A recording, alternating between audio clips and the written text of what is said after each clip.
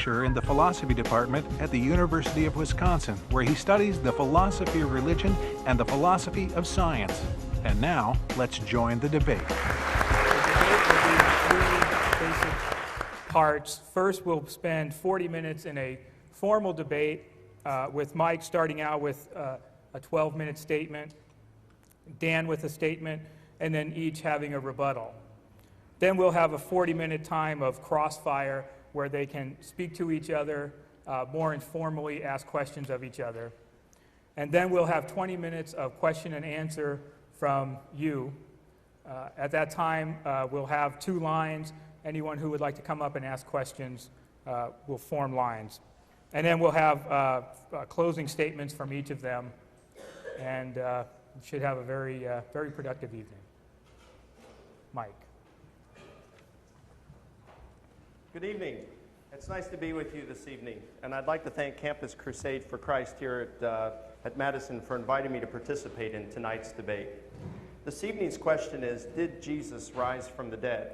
And for me, this is one of the most important as well as interesting topics for discussion. And let me explain why. Like my opponent, Dan Barker, I too went through a period of intense skepticism and questioning of my faith earlier in life. In fact, it was right around the same time he was going through his about 20 years ago. I was in graduate school at the time. I was specializing in the study of New Testament Greek and planning on going into the ministry. When I finished graduate school, I was encouraged by 2 churches to apply for their vacant pastor's position, but I declined because I didn't know where I stood with Christianity or the Bible at that moment. But after several years of really wrestling through the issues and looking at the data, I came to a different conclusion than Dan did in his search. I concluded that God exists and that he has actually revealed himself to mankind in Jesus Christ, and that the Christian view provides the most plausible and unified theory of reality. And it was the evidence for Jesus' resurrection that I found very compelling. Now, the reason Jesus' resurrection is so important is because the truth of Christianity hinges on this event. You see, while on earth, Jesus made some really radical claims. Now, when you go around making claims like this, your critics are going to ask you to show some signs, some proof or something, and Jesus' critics were no different. And when they did ask for a miracle or a sign, he said, I'll give you one sign, my resurrection from the dead. So the bottom line is this: if Jesus did not rise from the dead, then it means he flunked his own test and he's a false prophet whom no rational person should follow. On the other hand, if Jesus did rise from the dead, then it seems to me that he did so in confirmation of his personal and radical claims, and that gives us something that we're all going to have to think about. Well, then the question comes up, well, is there any good historical evidence that Jesus did indeed rise from the dead? I think that there is. You see, in antiquity as today, almost all writings contain traces of bias and propaganda, and some more than others. But nevertheless, with these in mind, professional historians are able to sort through the text and identify kernels of historical truths, or what they refer to as a basic layer of historical truths. For example, both Tacitus and Suetonius mention the Great Fire of Rome. Now, these 2 of the greatest Roman historians differ significantly on details regarding the event. In fact, they can't even be harmonized. Nevertheless, historians believe that the fire itself occurred. That's that basic layer of historical truth I'm referring to. Oxford University historian A.N. Sherwin-White says that the professional historian can identify this basic layer even in the most deplorable of third-hand sources. Now, when we come to the New Testament, scholars are looking for this basic layer of data. And although they are in much disagreement in the field over what can be known about Jesus apart from faith, there is almost a unanimous agreement regarding certain facts that are well evidenced. Tonight I'm going to focus on a few of these facts that form that basic layer that we're referring to. The facts I'm going to present are from a study that was concluded last year by Professor Gary Habermas, a specialist in the study of Jesus' resurrection. Habermas did a massive study of over 1,400 sources in English, German, and French on where scholars from 1975 to present stand on a number of issues related to Jesus' resurrection. And he found that there are a number of facts that are, number one, they're well evidenced, and number two, they're granted by virtually every single scholar who studies the subject, even the rather skeptical ones. Habermas refers to these as minimal facts. Tonight, I'm going to present some of these facts for you in my case for Jesus' resurrection. The benefit, I believe, of this type of approach to Jesus' resurrection is that it allows us to consider this question and answer it, did Jesus rise from the dead, looking at it like a historian would, rather than considering, is the Bible inerrant or is it inspired?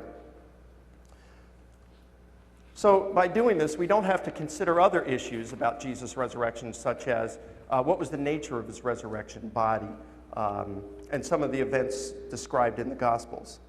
It's just like arguing for democracy without having to argue for that one must also be a Republican.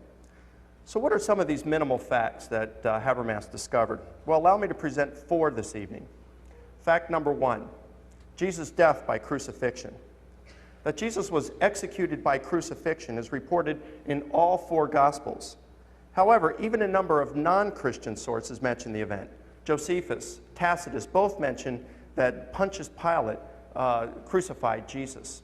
And you have Lucian, who in the middle of the 2nd century mentions, and he's a little later than Josephus and Tacitus, he mentions that Jesus was executed by crucifixion. And then even Mara bar Serapion in the latter part of the 2nd century mentions the event.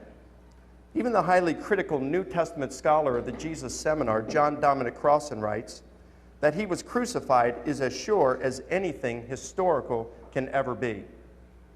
Fact number 2, Jesus' disciples believed that he had risen from the dead and had appeared to them. At least 9 sources in antiquity attest to the disciples' claims of Jesus' resurrection appearances. You have Paul, you have an early creed, such as one found in 1 Corinthians chapter 15, early sermon summaries, such as those found in Acts, all 4 Gospels, and 2 apostolic fathers who most likely were disciples of the apostles. And those 2 would be Clement of Rome and Polycarp. All of these attest to the disciples claiming that Jesus had risen and had appeared to them. Moreover, a number of sources in antiquity attest to the willingness of these disciples to suffer and even die for their conviction that the risen Jesus had appeared to them. This, of course, doesn't prove that their convictions were true, since we're all too aware that people are willing to kill themselves for their cause. Nevertheless, we wouldn't accuse people like, let's say, Muslim terrorists who blow themselves up in their cause. We wouldn't accuse them of dying for a known lie, because liars make poor martyrs. They died for what they believed to be true, and thus it is with the disciples. They were willing to suffer and even die for their belief that Jesus had risen from the dead. So we can establish that not only did the disciples claim that Jesus rose from the dead and appeared to them, they really believed it.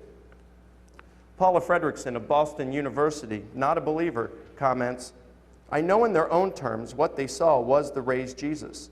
That's what they say, and then all the historic evidence we have afterwards attests to their conviction that that's what they saw. I'm not saying that they really did see the raised Jesus. I wasn't there. I don't know what they saw, but I do know that as an historian, that they must have seen something." Fact number 3, the church persecutor Paul converted to Christianity because he believed that the risen Jesus appeared to him. Paul's change from being one of the church's most aggressive advocates to one of the church's greatest enemies to one of its greatest advocates is granted by virtually all scholars who studied the subject. This fact is testified by Paul himself and confirmed both by Acts as well as an early oral tradition that was circulated in Judea at the time. Thus we have early eyewitness and multiple attestation to this fact. Moreover, his sufferings and martyrdom on behalf of the gospel are reported by several sources in antiquity attesting to the sincerity of his belief to have seen the risen Jesus.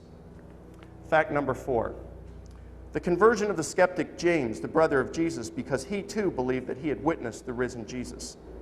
Although we don't have the same wealth of historical information on the life of James that we have for Paul, we have enough information to conclude that after the alleged event of Jesus' resurrection, James became a convert to Christianity because he believed that Jesus had risen from the dead and appeared to him. The Gospels report that Jesus' brothers, including James, were unbelievers prior to his death.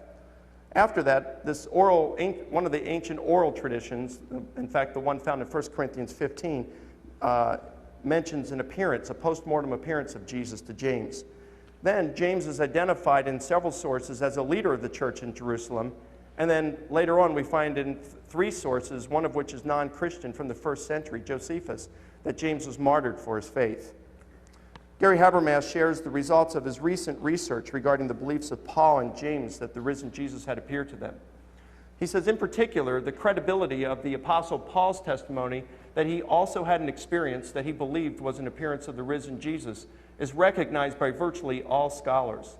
Likewise well recognized is that James, the brother of Jesus, was an unbeliever before he thought that he too met the risen Jesus. Seldom are any of these occurrences challenged by respected critical scholars, no matter how skeptical. So now we have to ask ourselves, what would have led Paul and James in their anti-Christian mindset to come to the belief that Jesus had risen and had personally appeared to each of them? I'm going to add a fifth fact, and that's the empty tomb. Now, this isn't part of Habermas's minimal facts. Notwithstanding, it's still well evidenced, and it's granted by around 75% of all scholars today, but it's not granted by nearly all of them, like the other four minimal facts. Let me provide you with three arguments for the empty tomb. Number one, the Jerusalem factor. It would have been impossible for Christianity to get off the ground in Jerusalem if the body had still been in the tomb. All the Jewish and Roman authorities would have had to do is publicly display the corpse, and the hoax would have been over. Brings us to our second point, and that is that it's enemy attested. The critics of Jesus, those who wanted him destroyed, the Jewish leadership, the first thing that they were spreading around that we know of from Matthew and as well from Justin and Tertullian afterward is they were going around saying that the disciples stole the body, which seems to be implying that it wasn't there for examination. I mean, why would you say that the tomb was, disciples stole the body if it was there for examination? It seems to me that, again, all you'd do is you'd expose the body and publicly display it, and the scandal is over. And third, if the empty tomb was an invention, it seems that it would have been quite a scandal to list the women as the primary witnesses to it. Because you see, in the first century, the testimony of a woman wasn't highly regarded. Now, there is conflicting testimony of this within the ancient accounts like the Jewish Talmud. Notwithstanding, the majority of critics today say, on whole, the testimony of women wouldn't have gotten much mileage out of the empty tomb. And so if someone were inventing that account, why not just avoid the women issue altogether and allow and make up the men as the witnesses to the empty tomb, like the disciples, Joseph of Arimathea or Nicodemus. Thus, we see that there's good evidence for the empty tomb. William Wand of Oxford University writes, all the strictly historical evidence we have is in favor of the empty tomb, and those scholars who reject it ought to recognize that they do so on some other ground than that of scientific history. In conclusion, I've approached the evidence for Jesus' resurrection using a minimal facts approach. This approach doesn't require the general trustworthiness of the New Testament, much less it's being inerrant or inspired by God. Rather, it only considers facts that are, number one, well evidenced, and number two, they are granted by nearly every scholar who studies the subject. I presented 4 facts that meet that criteria, and a 5th fact that is both well evidenced and granted by about 75% of all critics. Now, certainly, Jesus' resurrection explains all these adequately, but we have to ask ourselves, what's the best explanation? Is there another explanation, like a naturalistic explanation, that can account for all 5 of these facts? I think in the end we're going to see that in the absence of any plausible naturalistic theories, Jesus' resurrection is the best explanation for the facts. Am I out of time? Okay. So that's not a signal. So all 5 of the facts I've presented are well evidenced. So since they are, Dan will either have to show that the large majority of scholars today are mistaken in accepting these facts, or he's going to have to present an alternative theory that will account for all 5 of them, and that is at least as plausible to the theory of Jesus' resurrection. Explaining 3 or 4 of these theories won't do, since all 5 of these facts are well evidenced. Until and unless he does this, the resurrection of Jesus stands as the most plausible explanation of the known historical data. Thank you.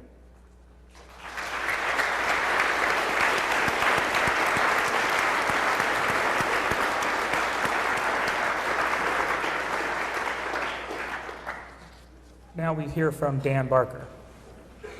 Since I'm holding this microphone, it's easier to stay seated. I think you understand. Thank you, Mike. And thank you, Atheists of Wisconsin and Student Impact, Aaron and Emily and all you hard workers for putting this event on in my own hometown, close enough to walk to.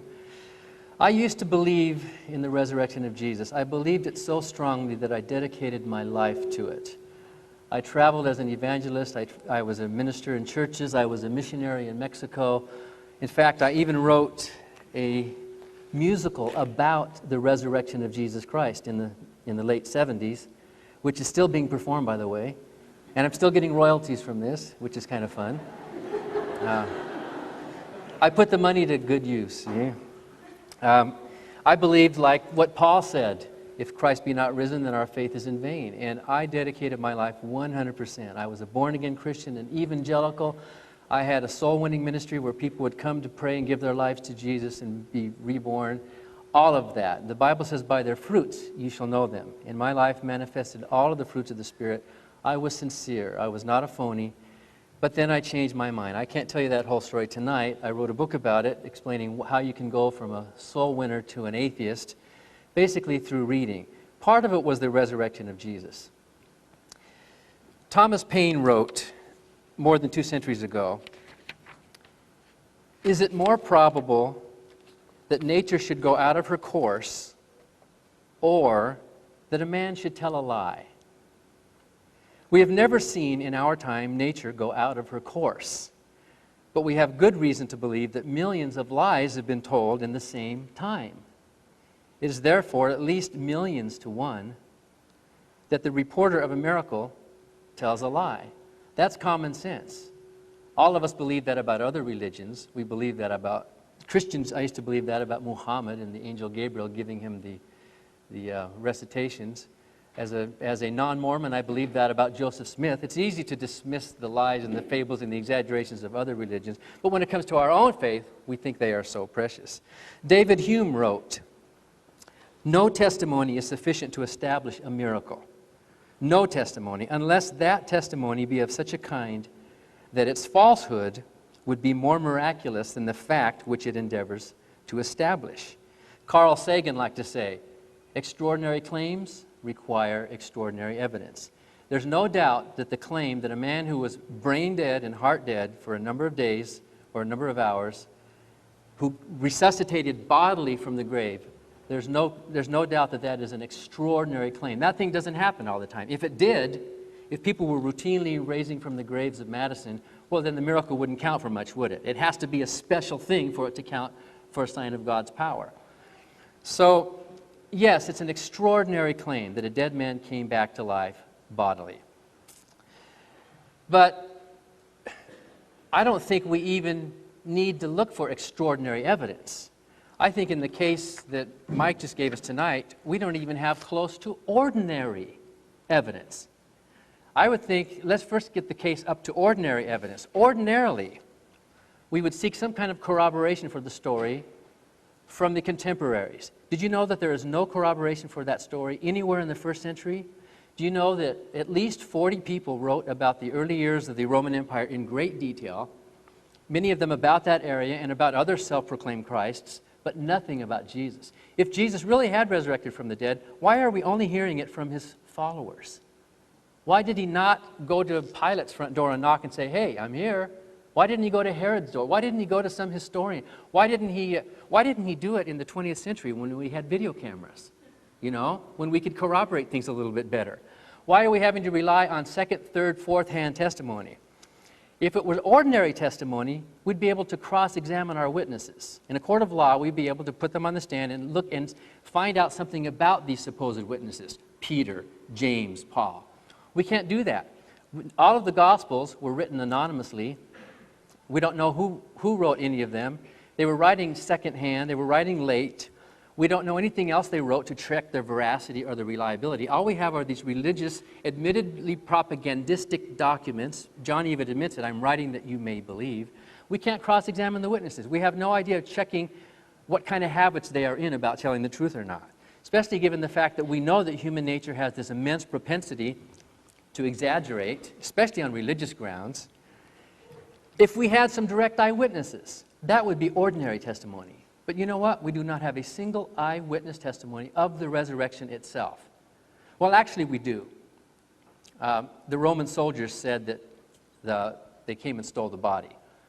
But I doubt that you believe that eyewitness testimony. There is no eyewitness testimony. Ordinarily, you would expect to have some eyewitness testimony. The people in the 1st century, when they heard the stories, when the women came back from the tomb, the disciples said, their stories seem to us like idle tales. They didn't even believe the story. These women that they knew came back and told them, they didn't believe it. If they didn't believe it, why should I? Thomas, when Thomas heard the story, he did not believe it. These were people he knew and trusted, and he did not believe them. If Thomas didn't believe, why should I believe? Let me tell you what happened. Jesus did not bodily raise from the dead. People do not bodily rise from the dead. If they're really dead, they're dead. Well, my mom was resuscitated a couple of times through heart surgery, but she wasn't actually totally dead, you know. I mean, and if Jesus rose from the dead, well, then my mom would count as a resurrection as well. But supposedly Jesus was dead for how many days? Half a day or 2 or 3 days, depending on how you count it up. What happened is this. Jesus may have been publicly executed. That's a point that we can grant. There may have been a self-proclaimed Messiah named Yeshua who was publicly executed. There were others. That's not implausible. That's not extraordinary. It may not have happened, but let's just grant that it did. Then his disciples were upset about this. His disciples, especially Peter. You know who the very first testimony is? If we were having a court of law, who would be the first witness on the stand? When Paul wrote his account in 1 Corinthians 15, the first name he listed was Peter. Well, we know Peter is an admitted liar. The Bible tells it very clearly that Peter, when it counted the most, when he had promised to be loyal to Jesus, Peter lied, basically lied under oath to these officials, saying, no, I never knew Jesus. And he did it 3 times.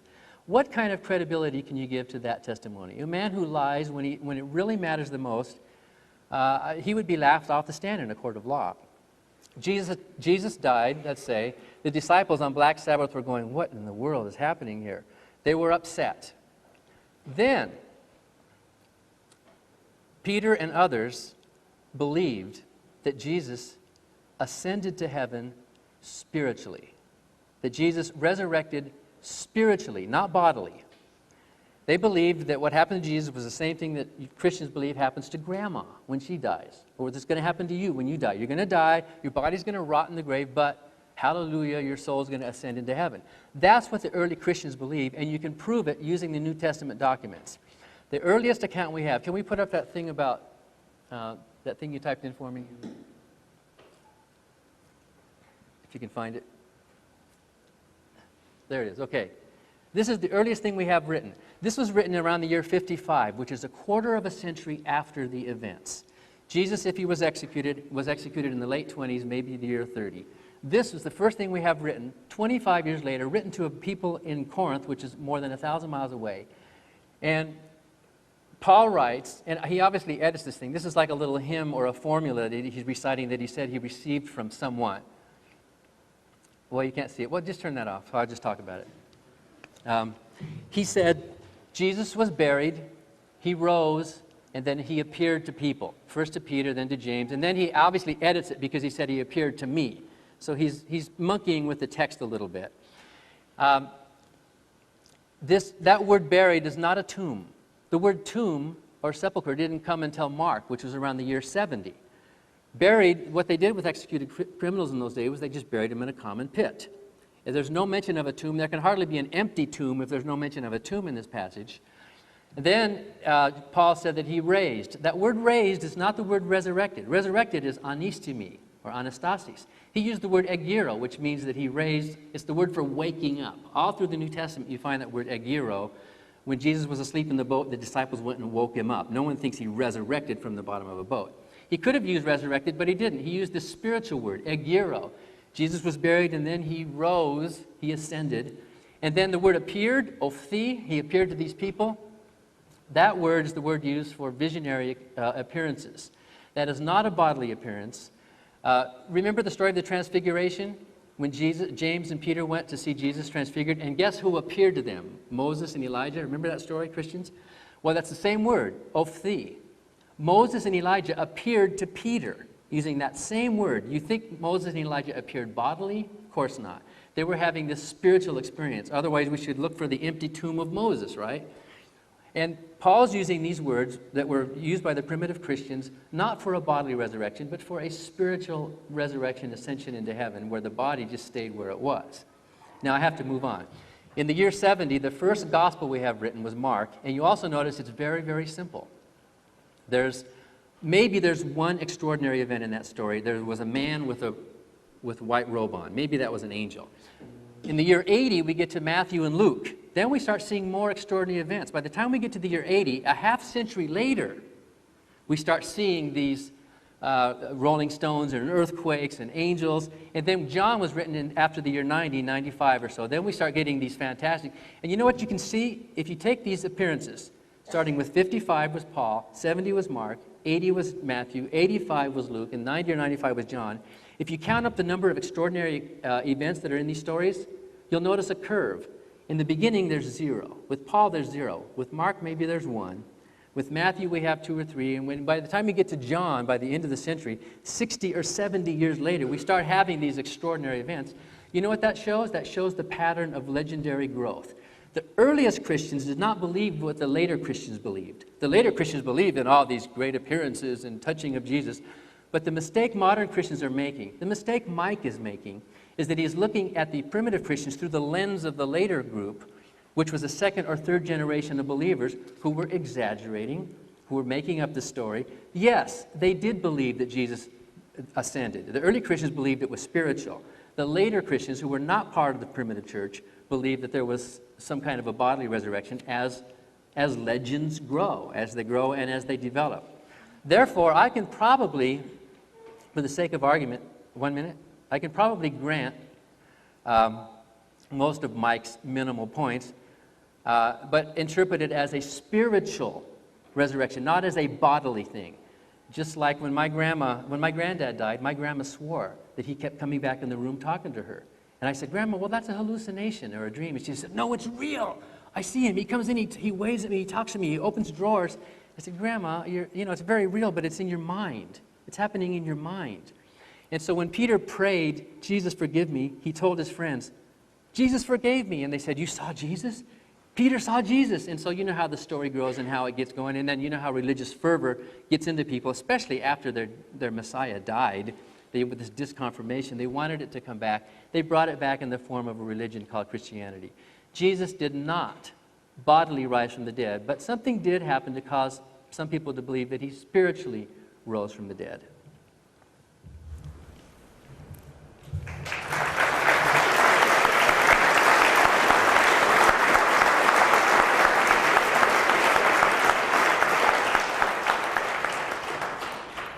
Now we'll have 8-minute rebuttals from each, starting with Mike. I'll just stay seated this time then. Thank you, Dan, for that opening statement. Dan mentioned a couple of things, and I'm glad to see that he grants at least the crucifixion of Jesus' death by crucifixion. He also seemed to grant my second through fourth facts, that the earliest Christians believed that Jesus rose from the dead and had appeared to them. He does say that it was a spiritual resurrection rather than a bodily one, though. I disagree with that. And let me just start to go through the facts that he provides here and answer them. He says, first of all, that we have second, third, and fourth-hand witnesses. Well, it depends what you want to look at here, but when we're talking about this creed in 1 Corinthians 15, scholars date that very early. In fact, Dan himself puts it within 25 years, because 55 is when Paul probably wrote 1 Corinthians. And let me just give you a little timeline. You got Paul writing that in 1 Corinthians 15. That's in 55. Crucifixion is in 30 probably, okay? Now Paul there, he says, I delivered to you as of first importance what I also received. I gave to you what I also received. This is one of the reasons scholars look at this as a creed, because those are two technical terms in the rabbinic language denoting the imparting of oral tradition. So when was he there? Well, most scholars believe that he was there in 51. So this creed, this material that he passed to them, he says, I gave to you in 51. Well, then when did Paul receive this? Well, most critics believe that Paul received this creed within about 5 years of the crucifixion of Jesus. Because most scholars believe Paul was converted between 1 to 3 years after Jesus' crucifixion, so let's say 2. That puts us in the year 32. And Paul says 3 years later, after his conversion, he went up to Jerusalem and met with Peter. And the word in the Greek used there in Galatians 1:18, hysteresai, from which we would get history. And so he was going up to get firsthand testimony, he said, from Peter himself about the life of Christ and what had happened. So he's hearing this right from Peter. And then he says he met James while there. And then he said 14 years later, he goes back up to Jerusalem to meet with them again. And this time he met with Peter, James, and John, the three biggest apostles, and then himself. So you got these four guys here. And he says that he gave him and ran by the gospel that he had been preaching. Of course, the resurrection was the centerpiece of that. And he says they extended the right hand of fellowship, meaning that they accepted his and endorsed his gospel as the same that they were preaching. And in fact, Paul himself in 1 Corinthians 15 says that he was preaching the same thing as the disciples were regarding the resurrection of Jesus. So we do have firsthand testimony from Paul. Paul says that he saw the risen Jesus himself. Plus, if this creed comes from the apostles, as most critics believe, then we've got firsthand testimony there as well. Plus, most critics believe that the sermon summaries, well, I'd say about 70% of critics believe that these early sermon summaries in Acts, like Acts 2, 10, and 13, have apostolic origin to them, because the Greek that is recorded there by Luke is awkward and contains Semitisms.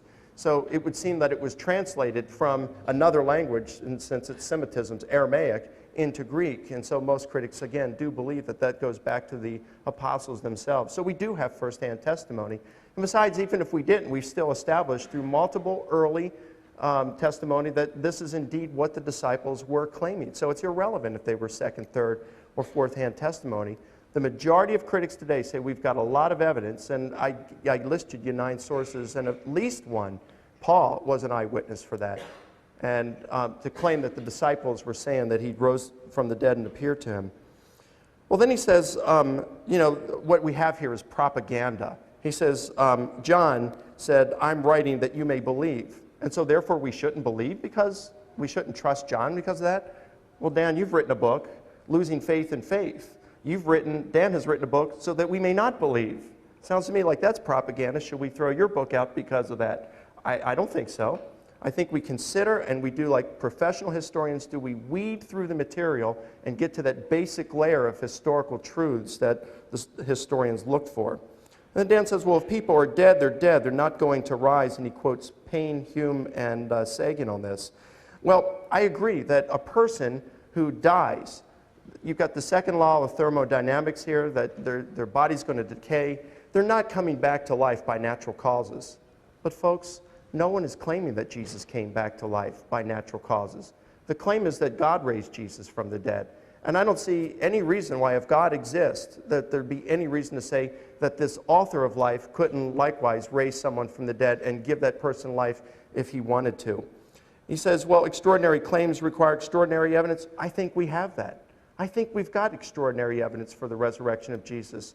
We've got eyewitnesses. We've got not only to individuals did Jesus appear, but to groups, not only to friends, but to foes. And we've got an empty tomb. So the fact is Jesus was dead and that he was seen by a number of people afterwards.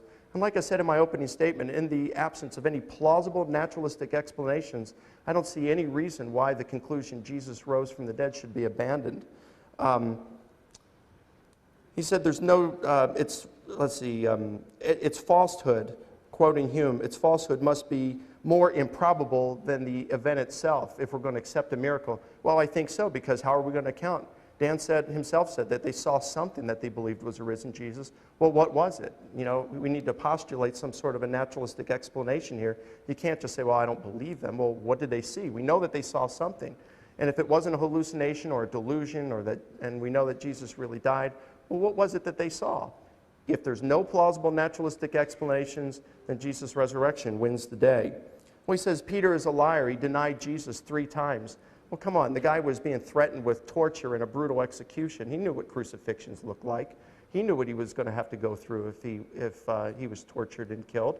I mean, the guy was under a lot of stress. Now, I'm not condoning what Peter did, but let's face it, Peter repented, and he served Jesus for the next 30-plus years and then died as a martyr for his faith. On the other hand, Dan, I mean, you served Jesus for 19 years, and you promised to devote your life to him, and then you didn't. You forsook him. And so if anyone here is the liar who hasn't repented, I'm sorry. I'd have to say I'm going to trust Peter because he was willing to go to his death for it. He said, well, Jesus... About 1 minute. 1 minute, okay. Jesus' disciples believed he raised spiritually. Let me deal with this thing about the raised. He says they use the term agero, which means raising or wakening out of sleep rather than raising. Anastasis for resurrection, agero from raising out of a sleep, awakening from sleep. Not at all. If you just go down a few more verses in 1 Corinthians 15, verses 12 through 16, you'll find that Paul uses the terms agero and anastasis interchangeably to mean resurrection. Moreover, in John chapter 2, verses 18 through 22, Jesus says, destroy this temple and in 3 days I'll raise it, agero. And John adds, and he was referring to the resurrection of his body. So if he's referring to sleep, let's go to the creed where he says, and he was raised. Well, if he's talking about a physical sleep, Paul adds the parenthetical statement after saying he appeared to more than 500. He says, most of whom remain until the present, but some have fallen asleep. That's why he's using agero, because asleep was a euphemism to say a person was dead. Much like today we say the person has passed away.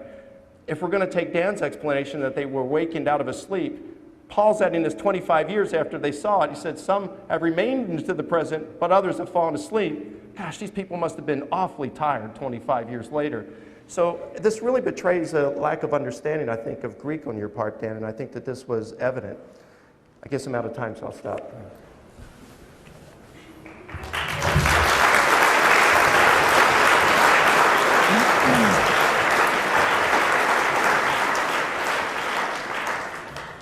You ask, you were going to say something? No. Okay. You ask, so what did they see? Well, what did my grandma see? Would it have helped if I had gone to dig up my grandfather's grave to show her, Grandma, you're hallucinating? Would that have made any difference? I doubt it. She saw what she saw. People do hallucinate. People do imagine. We know that that happens. We don't know that dead people rise from the dead. Now, let's talk about Paul, because this is where the whole story shoots itself in the foot. Mike says that Jesus appeared to Paul. Now, you saw in 1 Corinthians 15 that Paul lists these appearances and then he tacks himself on the end. He's obviously editing it because he couldn't have been reciting something about himself until after himself. And he put it in the first person. How exactly did Jesus appear to Paul? You admit it's at least 2 years later, some years later, right? The body of Jesus supposedly rose from the dead and then physically ascended up into the real clouds. Physical body of Jesus, right?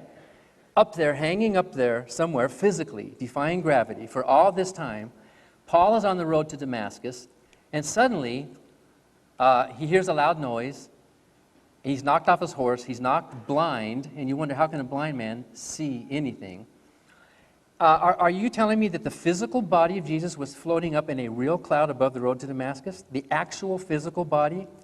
I mean, did he need a haircut? Did he need to shave? I mean, how did he relieve himself? Think about what you're saying. Paul said that Jesus appeared to him, and you use that example to show that what this word appearances mean.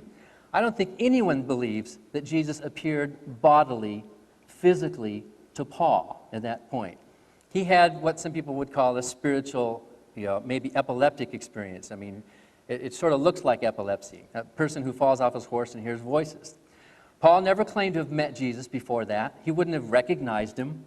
How would he have known who it was? In fact, there's 3 different accounts of that conversion experience, and they disagree with each other, because in one account, the disciples said they heard the voice, and in another account, they said they did not hear the voice. The accounts of the resurrection are hopelessly contradictory, by the way, and if you would like a list of 17 clear contradictions in the resurrection story, there will be some in the back table on the way out, and I don't have time to go through all of them. But clearly, and then when Paul's later explaining to Galatians about his experience, he said, when it pleased God to reveal his Son in me. He described that experience later to the church at Galatia by saying, God revealed his Son in me. He didn't say Jesus came up and shook hands with me. He didn't say, he said, peekaboo, who is this? He didn't say he met a body.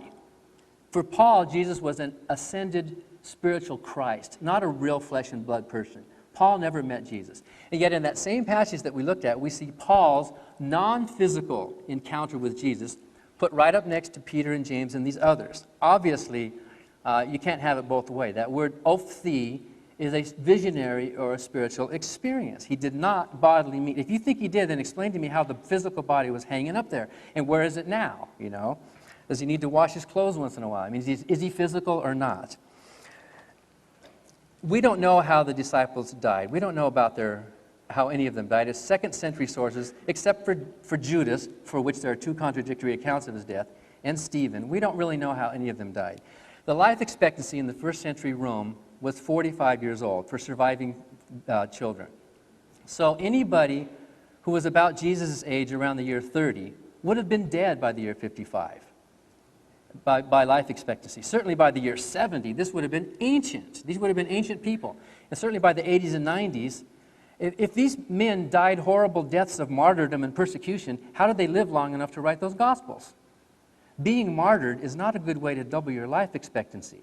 Obviously, these books were written by later generations. Burton Mack, a biblical scholar, says that he's convinced that the book of Mark was written by a second-generation fringe person who never knew any of the original followers. This is not first-hand testimony.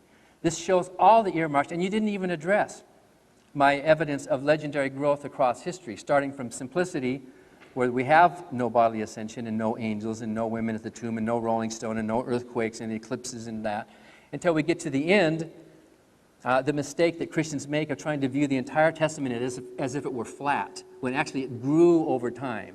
And you take Luke and John and you superimpose it back on the writings of Paul, thinking that you understand what happened to the earliest Christians. That is not what happened. This so-called Jerusalem factor is a phony argument.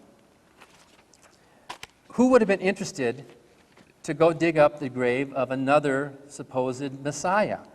Do you know how long it was before they started preaching the resurrection? It was the day of Pentecost, right? You know how many days that was?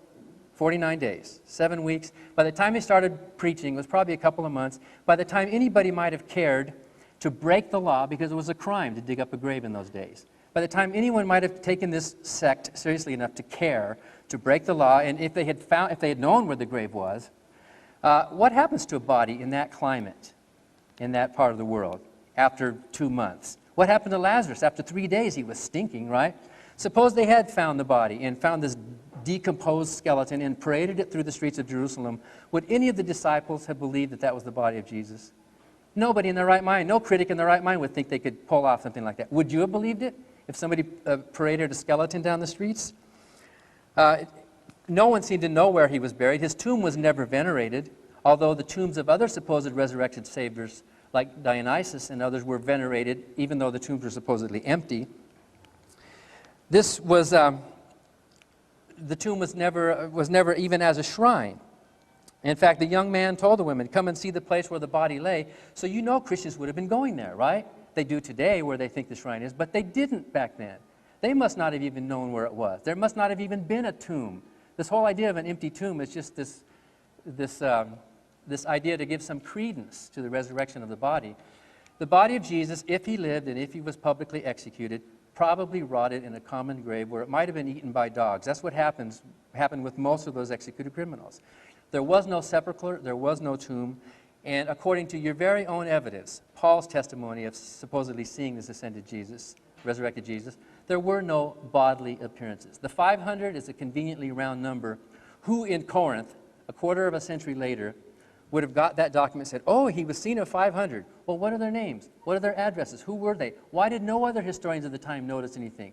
Why were there no rumors reported during the first century? Why is there a complete silence in history about any of these supposed events?" Looks to me like Paul, Mark, Luke, John, through their religious fervor, through their desire to keep their faith alive, tampered a little bit with the facts. They exaggerated, and why not? They were human beings. Human beings do that all the time. We all do that all the time, don't we? We know of stories all the time of religions coming and growing and people exaggerating and embellishing.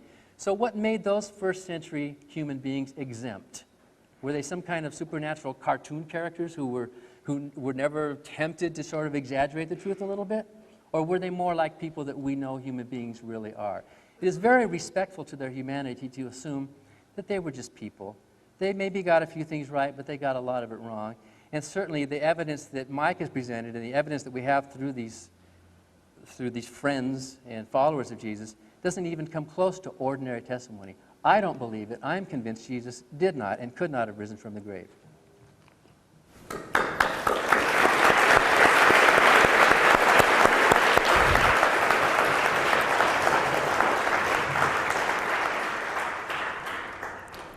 Okay, we'll move to what we've pretty much moved to in these comments, a time when our two debaters can talk to each other and respond to each other.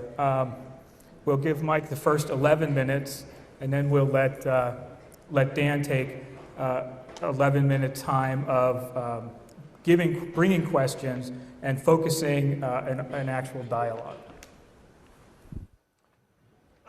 Dan, you'd mentioned how, I think the first thing you saw was, well, these disciples, Paul and James, they saw something, but what was it they saw? What did your grandma see?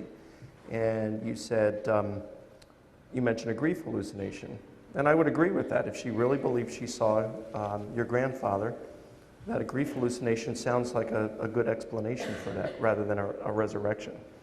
I don't think that this fits in, and I don't think that this can explain the experiences to the disciples, and I'd like to see how you respond. First of all, in the creed itself, and you'd mentioned a couple times about the evolution in the Gospels. I'm not going to deal with that. I don't think I need to, because the evidence I presented was from very early material, such as the creed, the eyewitness testimony of Paul, and the sermon summaries, which are things which are traced back to the apostles. So just going with that, we've got the fact that Paul said he saw the risen Jesus. And certainly he wasn't in a state of mind where he'd be grieving the death of Jesus. He was glad. He was trying to finish the job and get rid of the Christians. So I don't think grief hallucinations would explain the appearance to Paul. Neither would it explain the appearance to the skeptic James. That James was a pious Jew is implied in Josephus, Book 20, Antiquities of the Jews, Book 20, Section 200, and it's also mentioned by Hegesippus and Clement of Alexandria. And James, being a pious Jew, would have had the rabbinic interpretation of Deuteronomy 21:23, "Cursed is anyone who hangs on a tree." And so he would have seen his brother as cursed by God, and therefore he wouldn't want to follow a false Messiah, so he wouldn't be expecting him to come back. And then grief hallucinations don't explain the empty tomb. If the tomb was empty, well, the body would have still been in there, even if they'd experienced hallucinations. And then finally, we know that hallucinations aren't collective. They're not seen by groups of people as in a single hallucination. Like, for example, if we held everybody in here for 5 days and didn't let them go to sleep, then they would start to experience sleep deprivation and would hallucinate. But they wouldn't hallucinate the same thing. I mean, they might hallucinate you flying or me doing something else, but they wouldn't all experience the same hallucination, and yet we have at least group three group appearances in the creed itself, which is very early, that talk about Jesus appearing to groups. So how would you respond to those? Well, I don't think what happened was necessarily grief hallucination. I use my grandmother as an example of what the human mind can do. The human mind is very creative in all sorts of ways. If I'm sleep deprived, I will have some slight things happen in my brain that aren't normal. I mean, we've all gone through that, right? But think of this. Peter supposedly loved Jesus. He promised to be a follower of Jesus.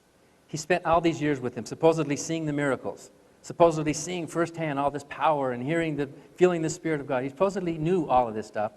And when it really mattered, he denied Jesus for whatever reason.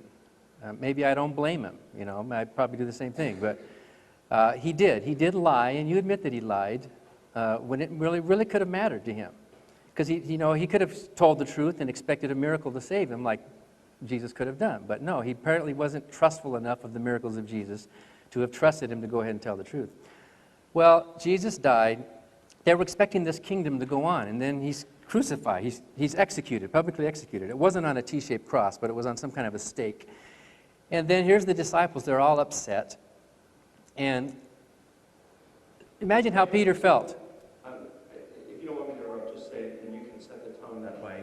I'm just hoping that we can have a dialogue, and I know I talked for a little bit, so if you want to finish out, feel free to say that. But as far as the stake and stuff, I mean, I wouldn't mind addressing that. It's not relevant. It doesn't Okay. matter to me. He was, if he died, he was through a public execution of some sort, either on a stake or a T-shaped cross, probably on a stake. The T came from Tammuz later. Imagine how Peter must have been feeling, right? His close friend, he's devoted his life to this guy, these years to this guy, and now he's dead, right? On Black Sabbath, on Saturday, even according to you, there was no resurrection. They were confused, right? Even they've heard him talk. They've heard that verse that you quoted, that I'll raise this temple in 3 days. And they still didn't have any hope. They were confused. Imagine that you had had a real nasty fight with your wife or loved one, you know, and you said some things that you really regretted. And then you're thinking, oh gosh, I should apologize for that. I shouldn't have said that. That was horrible. But before you get a chance to apologize, she dies. Well, not only are you dealing with the tragedy of her death, you're also feeling kind of, ooh, I wish the last thing I said to her hadn't been that. Oh, you know, you'd be feeling really horrible. You'd want to be forgiven. You'd want to make it right in some way. You'd wish, you might even say, oh, honey, I'm sorry. You might talk to her, you know. Oh, you're dead, but I'm so sorry what I said. I didn't mean it. You know, that's human nature to do that, right? People talk to dead ones, loved ones all the time. So Peter, realizing that he had betrayed his Lord, that he had lied, that he had made a fool of himself, and then he dies before he has a chance to make it right, obviously he's going to be in some mental anguish, maybe not a grief hallucination, but some kind of mental state. Oh, Jesus, I'm sorry. And he believed in the afterlife. He believed in spirits. He believed that Jesus would be alive somewhere. So he would talk, Jesus, please, I'm sorry. Please forgive me for what happened. I'm sorry. And then he hears the voice of Jesus. Jesus says, Peter, I forgive you. All is okay. I know. And now, you know what? Something like that could have happened. It happens all the time with Christians today, right? So Peter says, oh, great. Everything is made right. And he goes and he tells his buddies, I talked with Jesus, and everything's okay. And his buddies, Peter saw Jesus? Peter saw Jesus. Jesus appeared to Peter. And then others, well, I'm going to pray too. Oh, yes, Jesus, yes. And Jesus appeared to me. That word appeared, ophthi, you agree, is used all the time for a spiritual, inner psychological appearance. Otherwise, we're looking for is there an empty grave of Moses? Moses ophthi to Peter. Moses and Elijah appeared. The term is used of seeing the sun.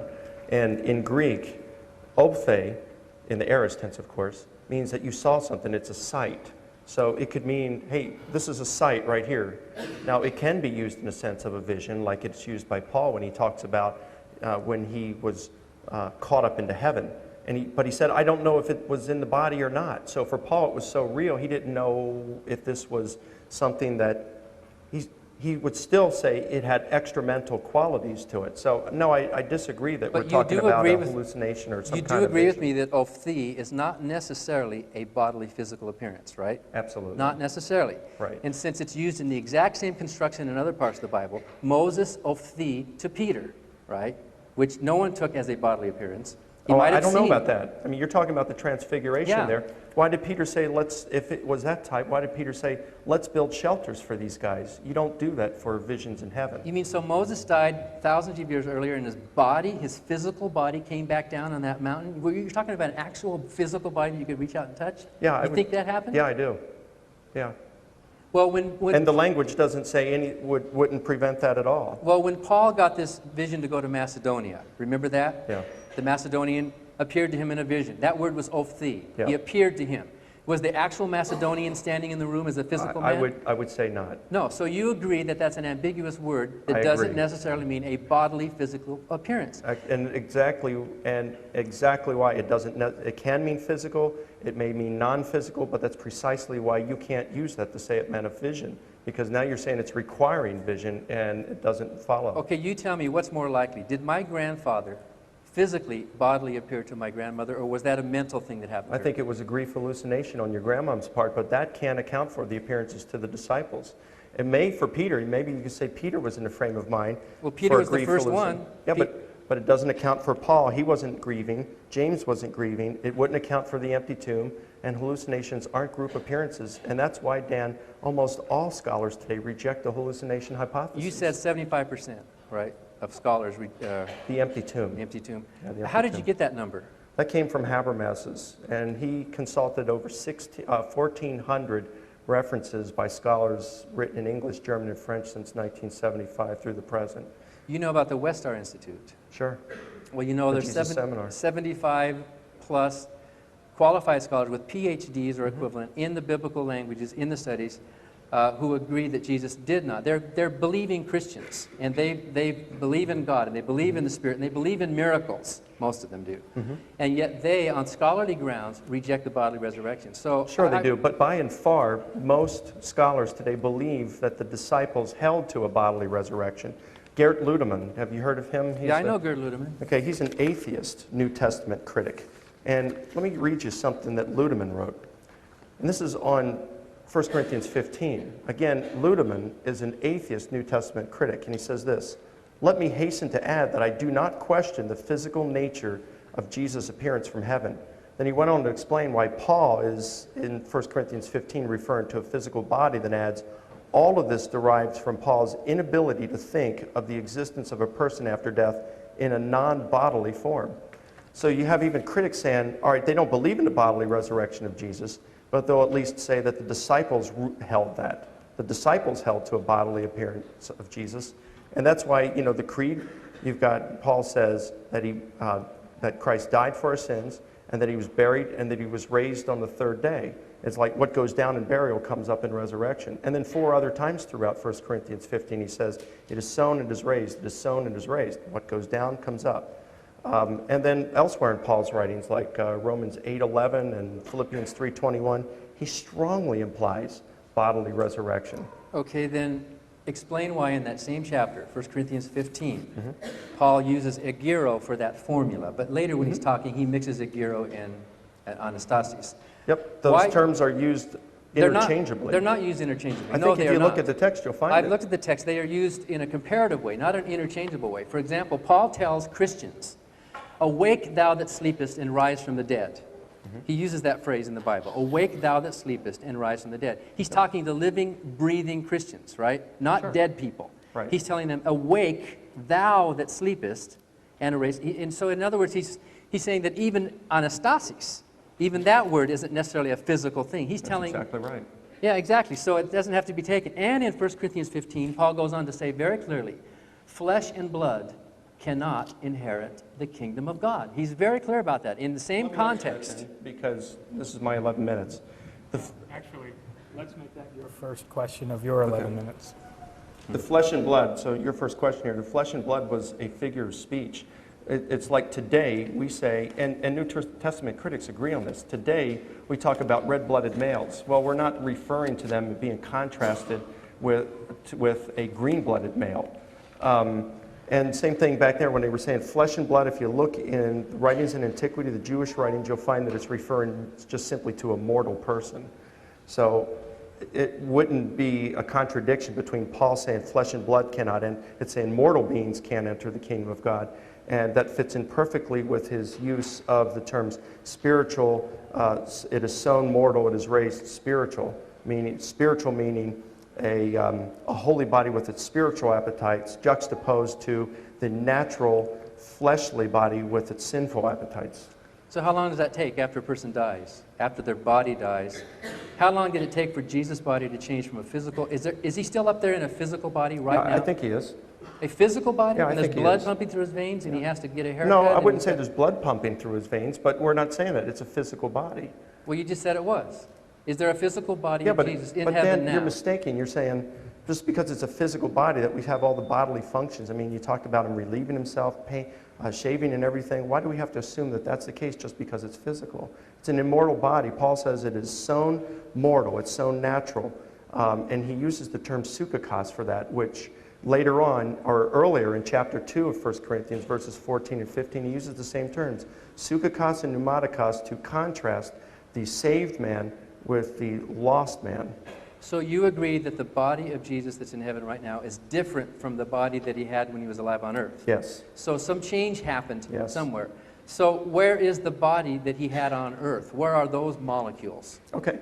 I would say that those were regenerated, just like Paul says in Philippians 3, chapter 21, when he says, Jesus, when he returns, will transform our lowly bodies into conformity with his glorious body. And in Romans 8:11, he says that the Spirit of God will, gosh, I forgot. But it's Romans 8:11. Let me look there real quick. But he basically says he will raise our mortal bodies just as he raised Jesus' mortal body. So the thing is, our resurrection hasn't happened. And Christians who die right now, their bodies are still, they've decayed, they're in the grave. We go to be in heaven, just like, say, Moses and Elijah did. But we're not in our resurrection bodies, let's say. It will be, and according to Paul in 1 Corinthians 15, at the second coming, then our bodies, our physical bodies, will be transformed into become the final heavenly body that we'll have. So the point is there, this is the theology. And this isn't something I can give evidence for. This would be like what Augustine or Aquinas called a truth of faith. But this isn't what our topic is. Our topic this evening is not the nature of Jesus' resurrection body. It's, did Jesus rise from the dead? So even though I believe in a bodily resurrection, that the Bible teaches that, nevertheless, even if he rose spiritually, he still rose. Spiritual resurrection is resurrection. And that's the topic for tonight's debate. Did Jesus rise from the dead? Well, of course, the spiritual resurrection cannot be shown to be a historical event. Otherwise, you know, everybody with dead relatives would say that they had a resurrection in their family. Why? No, I wouldn't say that's a resurrection. Why would So you? when Paul saw Jesus on the road to Damascus, I mean, you agree that he was knocked blind, right? Yeah. And a blind man saw Jesus. Well, I would say that they all saw the bright light. It doesn't say that Paul was blinded on the spot. It said that after the sight went away, then he didn't see anything. He was blind. But it doesn't say he was blind immediately. So a physical body had this bright light that blinded people. So at that point in time, when this physical body of Jesus was somehow levitating up in the real clouds, above the real ground, in real space-time, was that the first real body that he had, or was that this changed body that he had? Okay. Which body was that, after 2 or 3 years? I would say the changed body. But let me ask you this. Are you granting me Acts? Because if you're granting me Acts, then we can really settle this thing with bodily resurrection very easily about Paul. Well, in Acts, we find contradictory accounts of the Not at all. I don't find that at all. Yes, we do. We find that in one case, in Acts 9:7, the men that were with him heard a voice. But later in Acts 22:9, the men that were with Paul heard not the voice. There's a direct contradiction in the Bible. No, it isn't. Yes, it is a direct. I completely agree with that. Let me ask you that, because you've said this a couple of times. I'm just curious. Have you ever taken a course in Greek? Yes, I have. I've translated much of the New Testament from the Greek language. How many courses, college courses, have you taken in Greek? 2 years of college Greek. 2 years of college Greek. Okay, Of so Koine Greek. That gets you through, of Koine Greek, of course. Okay, that gets you through beginners and intermediate Greek. Maybe a course of exegesis. I can appreciate that. Okay, and I've had 5 years of Greek, and I've studied Greek now for 20 years. And, you know, I can say these things you're saying, Dan, they just don't add up with the Greek. Well, then explain it. Okay, Tell us first of why. all, in Acts chapter 9, verse 7, where it says you know, they heard the voice. And in Acts 22:9, when it says they didn't hear it, the Greek word for hear is akouo. And it can mean both hear and to understand. So, you know, I think the translators have it correctly. And the majority, if you look at almost any translation of the New Testament, it will say in one, they heard the voice, but they didn't understand what it was saying. And what was the word in Acts 22:9? Acts 22:9? Okay. It's akuo. It's the same word. Exactly, right. In Acts 9:7, akuontes, it was the participle. They heard the voice. But in Acts 22:9, uk ikusan. They did not hear the same They didn't verb. understand. It could mean they didn't understand the voice. Well, then in both cases, it could be understand. It's a contradiction either way you go. Not at all, because see, for first century people reading Greek, that's not going to be a problem at all. Let's suppose the electricity went out in here right now, and no one could see us, you know, except maybe some people here. And then and the sound system was out, but we just kept talking. We kept going. And the next day, someone who was at the back, they're talking about this debate, and they said, yeah, the lights went out, and yep, they kept talking. I heard them talk. But then later on, they say, man, I couldn't hear a word they said. Well, I think we could understand. There's no contradiction there. They understand what we're saying. Yet the word here was used on both occasions. So I don't see anything contradiction here. And even Daniel Wallace, who's a prominent Greek grammarian, and in his book Greek Grammar Beyond the Basics, he talks about this very passage and says, given the field of use of akuo and phone, and the fact that in chapter 9 it's akuo plus the genitive, and in chapter 22 it's akuo plus the accusative. It's the dative. It's accusative. He said, well, we can look. You said 22:9? Well, it doesn't matter. They're two different cases. I agree with that. No, But I've got it right also- here. It's the accusative. It's phoneme, tain phoneme. So given that, he says, given the fact that it's taken on a different ending there, he says that certainly harmonizes. No, that's totally wrong. I've All right, studied now, this. so you're saying you with 2 years Greek experience, Yes, you're I'm- right, and Daniel Wallace, who's a very prominent and respected Greek grammarian, is wrong. He's wrong, and I can show you exactly why he's wrong. All through the New Testament, there's a loose interchange of case flexibility. I will show you other cases where those exact words are used to signify opposite words, but where the case changes, it would produce a different contradiction. The case flexibility there does not change the meaning of the word, in spite of what some of these people show. In fact, I wrote a good article on that, Did Paul's Men Hear a Voice, going into I great read detail. it, and I found it problematic for the reasons I've explained. Well, then look up those verses that I explained, and look at the fact that those cases differ. And what's Of course what's they the differ, problem? and that's precisely why Wallace says that there's no problem here But with they the differ. harmonization. They differ in places where Matthew tells a story where they heard the voice of the king, and then Luke tells the same story. They heard the voice of the king. The same story, the same king, and yet different cases. Are you telling me that there's different meanings in both retelling of the same story? Of course not. They were flexible enough to change those cases from the accusative to the dative, and then to the genitive case, without any change in meaning. So that's a bad argument. The contradiction stands. And why not? Why shouldn't there be contradictions in the writings of fallible human beings? Are you defending a complete infallibility of these documents? I don't think We're you not would here go to that far. debate the inerrancy of scriptures. We are here to debate the resurrection of Jesus. Okay, one And- more question then. Yeah. Will you answer my question, or should I? What's your question? You are aware of the fact that women were allowed to count as witnesses. They were allowed to give testimony in a court of law in the first century. They didn't have as high a status as men because the Bible is a patriarchal, sexist book, and the God of the Bible is a patriarchal, sexist male, and so was Jesus. But they were allowed to give testimony, and it is not surprising.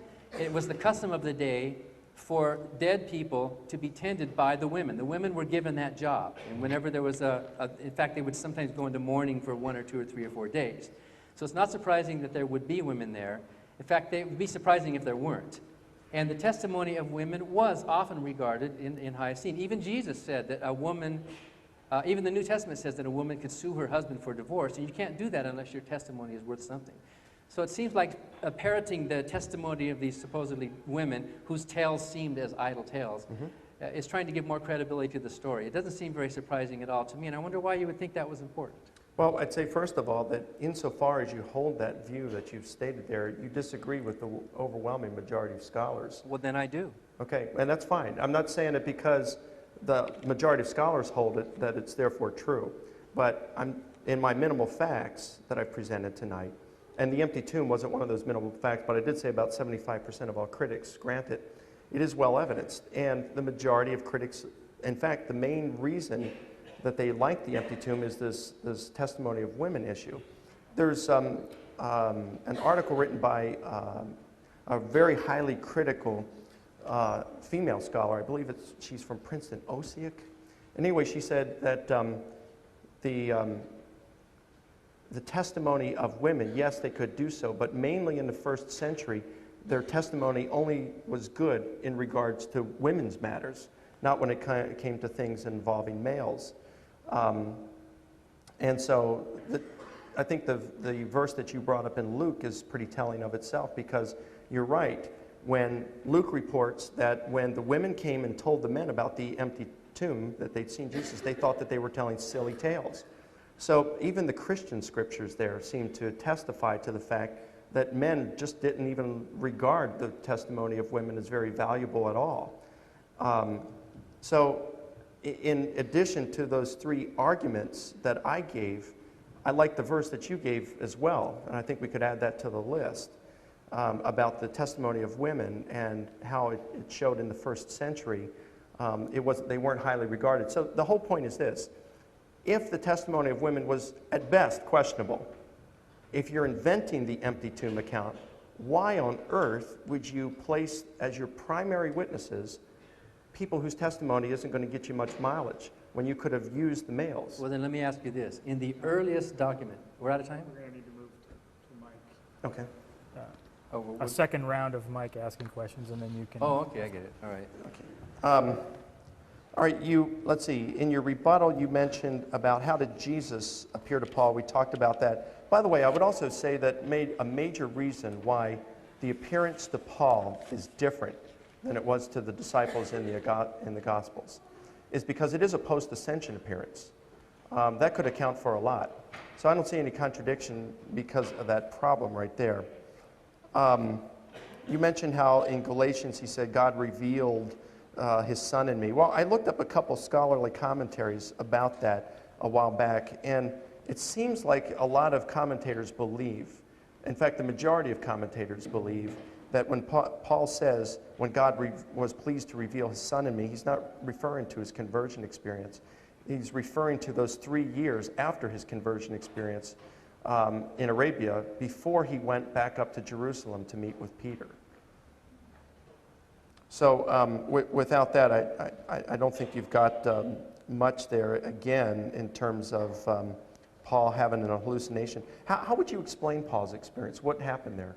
You said an epileptic experience. Is that what you believe? It's he had possible. epilepsy? What happened to him is consistent with an epileptic seizure.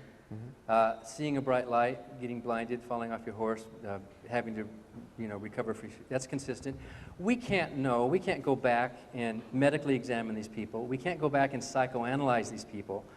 But what we can do is we can show how experiences like the birth of Christianity are even happening today. Myths and legends, stories and belief systems are happening all the time by fallible human beings. We all know it's happening. We see it in other religions. And we can see that psychological happenings or griefs or traumas or some kind of disconfirmation. Robert Price writes about this. You notice that a lot of religions, take the Millerites and the Seventh-day Adventists, or take the Jehovah's Witnesses, take a group that had predicted the end of the world, right? It was going to happen. Just like the early Christians. Jesus is going to bring a kingdom on earth, right? It's going to happen. He's going to be our new king. He's going to be our savior. Well, with the Jehovah's Witnesses and the Millerites, their prophecies failed, right? They failed miserably. They changed it from 1914. Charles Russell changed it, and then Rutherford said, oops, it wasn't 1914, it's 1925. And then, oops, it didn't happen then. So what? Did the Jehovah's Witness religion just disappear? It got stronger. After the disconfirmation of their expectations, the religion got stronger, right? And Robert Price points out in his book, Beyond Belief, I think that's the title of his book, that maybe a radical disconfirmation of your expectations is exactly what a fledgling religion needs to get off the ground. These original followers of this self-proclaimed Messiah named Yeshua maybe really believed that he was going to bring a new kingdom on earth. He was publicly executed. He was gone, and they felt horrible about it. What do? They go back, they regroup, they think it through, and they come up with some way to keep the religion going and to save face. That happens. You admit that that happens. Mm-hmm. It happens today. It happened in the 1800s. It happens with other religions. So what made those people exempt? Were they special? Were they somehow more human than you and I? Were they somehow immune from this kind of exaggerations and all that? That is a plausible naturalistic explanation, which you were asking for. You were asking for. I don't know that that's plausible in order to account for what happened here. I mean, certainly, yeah, the Jehovah's Witnesses kept going and everything. However, I mean, these guys weren't under necessarily threats of death. That would be one difference there. They weren't having all these enemies, people who were fighting against them saying, oh, I saw Jesus too. I mean, we're talking about here, we can establish that Jesus' disciples really believed that they saw him risen from the dead. We know it wasn't a hallucination, so you're saying here that they were doing it in order to save face or to something like to that. Avoid eating crow. Well, I can understand that kind of. I mean, we've all probably lied at some point in our lives in order to avoid eating crow. But here's the disciples, in that day, the Romans, when they got you, I mean, I just completed a study on crucifixion, and it was a horrible, horrible process. If you want to read up on it, there's several good books out there. One in particular I'd recommend is written by New Testament critic Martin Hengel called Crucifixion. Just an excellent resource on the subject. And So you see these things happening, and what the Romans did to their victims in the whipping, the scourging, the crucifixion, the humiliation that took place. Now, these disciples, they didn't want to eat crow, okay? So they made up this lie, and then one by one, they saw as they were being, captured and persecuted, and then they ended up, many of them, we at least know several of them, suffered martyrdom for their faith, and at least they were all willing to do that. How do you know that? How do you know they suffered martyrdom? Well, first of all, you've got Clement of Rome, who writes around the year 95, and he talks about the martyrdom of Paul and Peter. A little bit later, you've got Polycarp, who mentions the martyrdom of Paul and some of the other disciples, and the fact that they were all willing to suffer. So the thing is, that's a couple of them right there. Josephus reports the martyrdom of James. So 60, 70 years later, right? Well, So. Josephus writes that in 95 probably, but James is probably martyred in 62, and it's certainly within Josephus' lifetime because he's born around 37, so he would have been 20-some, maybe 25 years old at the time. Right at the time when he had become a Jewish priest, and his dad was a very popular priest in Jerusalem, so that places Josephus in the geographic location in which this stuff would have happened. He's aware of the high priest and everything. He would have probably been there. He may have even been an eyewitness to it. We don't know that, but he's certainly in a position to have known about this. So we do know that these guys were willing to suffer and die for their beliefs, that Jesus had risen and appeared to them. And we've got Paul, same thing with him. We've got James, same thing with him. We've got to be able to account for their experiences. So when it comes to the sufferings of the disciples, yeah, maybe they, as a lot of us would lie to avoid eating crow, but I think that for the most part, people would rather eat crow than be eaten by lions. And so I think that as one by one, they saw like Peter get thrown in jail, James stoned, and some of the others, Stephen stoned. I think what happened is they would reassess their situation. Hey, did we really see him? Did we really see it? You know, when you were looking 20 years ago, you know, you're thinking about the rest of your life, and you start to really assess, is my faith true? Well, and I can appreciate that. I went through that too. So the thing is, when your friends are getting hauled off to prison and you're seeing them brutally treated and then some executed, now you're really thinking even more seriously, and you're trying to make a quick decision. I don't think so. I don't think that's how human nature is. Otherwise, those pilots of the planes that flew into the World Trade Center would have veered at the last second. Why is that? They believed strongly that they were going to go to their Islamic heaven. They were completely convinced that Muhammad had a miracle, that the recitations came through the angel Gabriel to Muhammad, and they were absolutely convinced to the point of giving their lives for that belief, right? So the disciples were that convinced that Jesus had appeared to them. But do you believe that the angel Gabriel gave recitations to Muhammad? You don't, do you? No, but that's different. Does their martyrdom convince you that Islam is true? It's different because the Muslims, just like Christians who would die for their faith today, believe based on the testimony of others. So we could be right or wrong. The disciples died for what they knew was either true or false. So there's a big difference. Liars make poor martyrs. I don't think so. I think you can get caught up in a religion. You can get caught up in this thing. And you can believe in God so strongly that I'm going to give my life. I mean, I dedicated my life for all those years. And I suffered somewhat from that, for this belief, and now what I know is a false belief.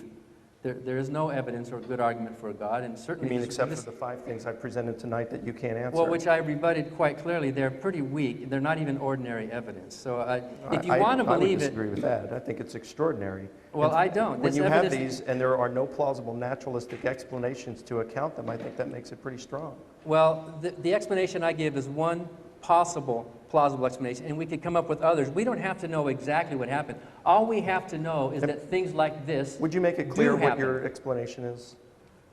Well, this is one plausible explanation.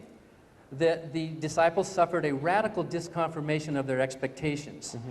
Peter especially was really going through a trauma. And so to make things right, he prayed, he talked to Jesus in the Spirit, and then Jesus made things okay in his mind, just like what happens with Christians. And then he told his friends and he told everybody, I saw Jesus. And the friend said, oh, well, me too, I'm going to pray. Yes, I saw Jesus. Oh, me too, I'm going to pray. Yes, Okay. that's what happens in churches all the time. Yes, it happened to me. Yes, So that praise God. explains the beliefs of the disciples, but it doesn't explain Paul, because he's not wanting to see the risen Jesus. It doesn't explain James, who's not wanting to see it, and it doesn't explain the empty tomb. Well, okay, they could all have different explanations. Paul saw something totally different.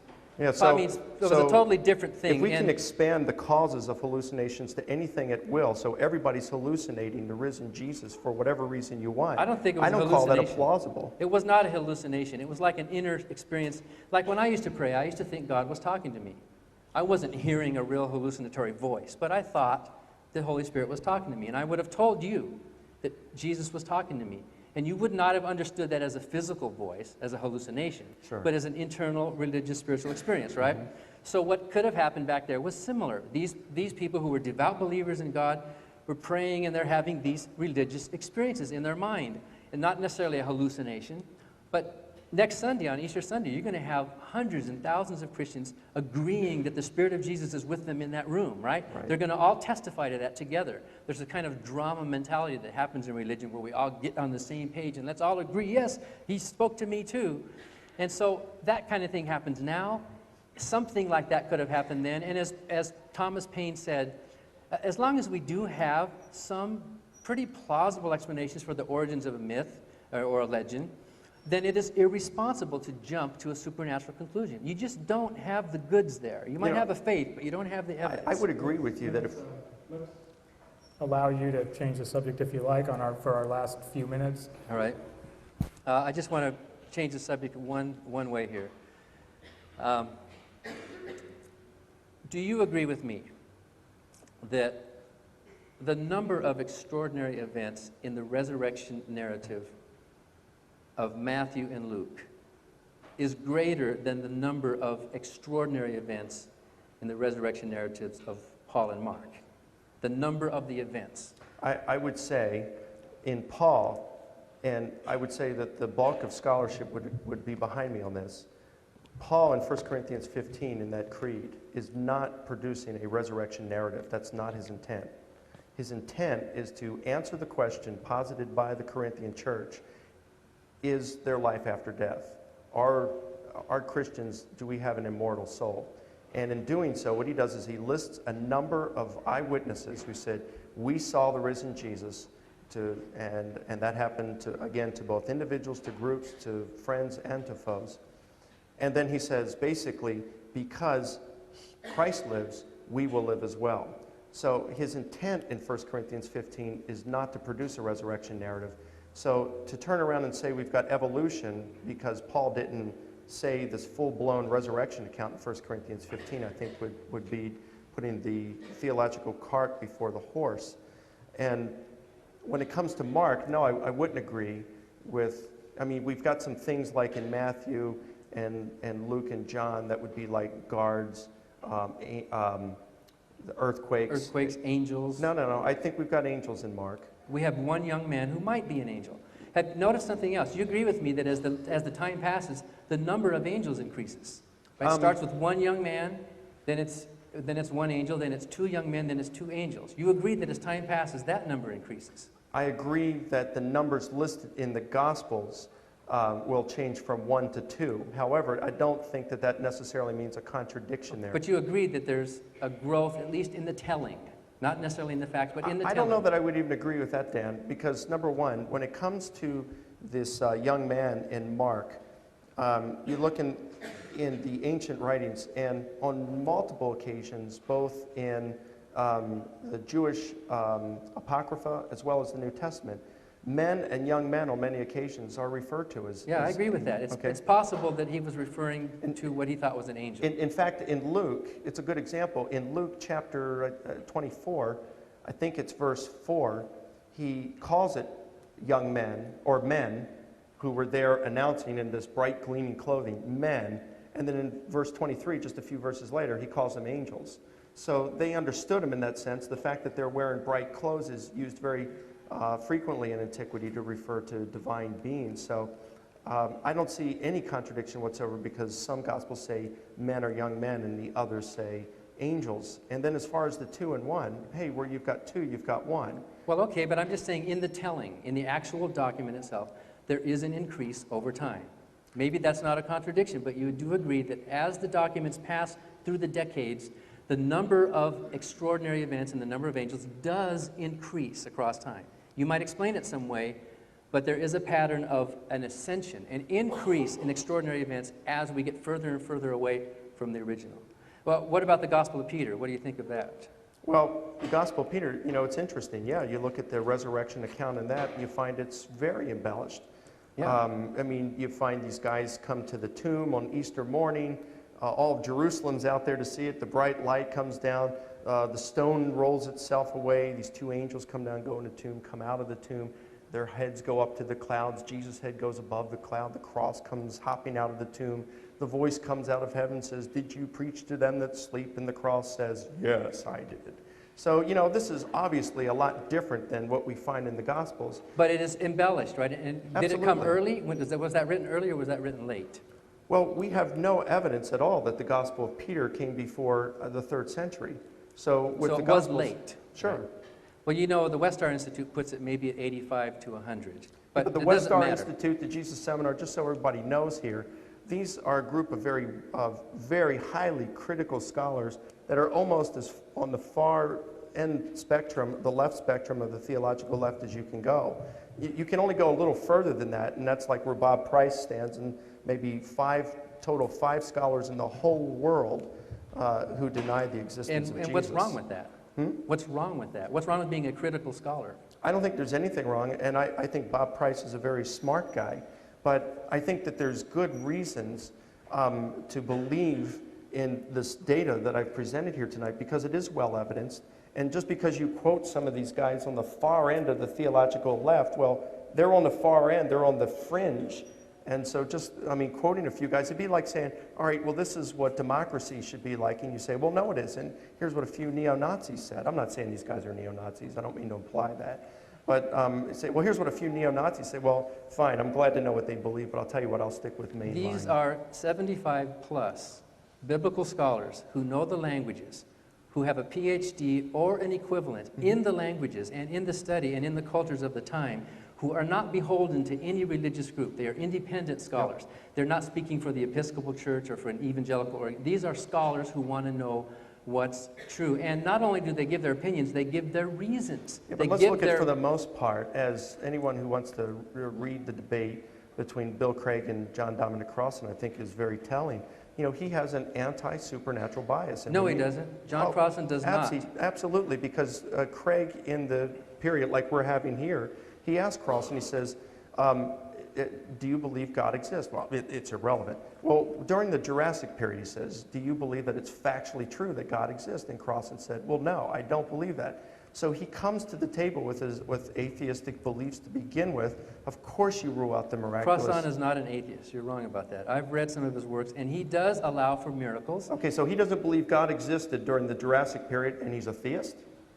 He believes in God now. Yeah, but he believes in God in the sense that we believe in the American spirit. Well, there's no spirit, let's say, in America. We believe in the ideals of the American spirit. And it's the same thing with, like we might believe in the spirit of Santa Claus, as Craig said, but we don't literally believe that there is a Santa Claus.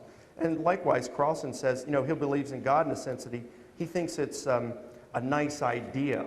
But he doesn't believe that God factually exists. Well, I don't either. He says that very clearly in that debate. I don't either. And why does that bias, why does that make you wrong? I mean, what's wrong with not believing? Why not come at it as an outsider, as a critic, rather than as a loyal believer who's trying to prove? Wouldn't you rather trust the outside critics than the inside critics? The outside critics would be rather to be trusted than those who are a part of the established authority of doctrine. And that's why I like what Ludemann and all the, you know, many of these critics who don't believe in the resurrection grant these 5 facts that I've given tonight. When did Ludemann write that quote that you read? That was in the 90s. I think it was 96.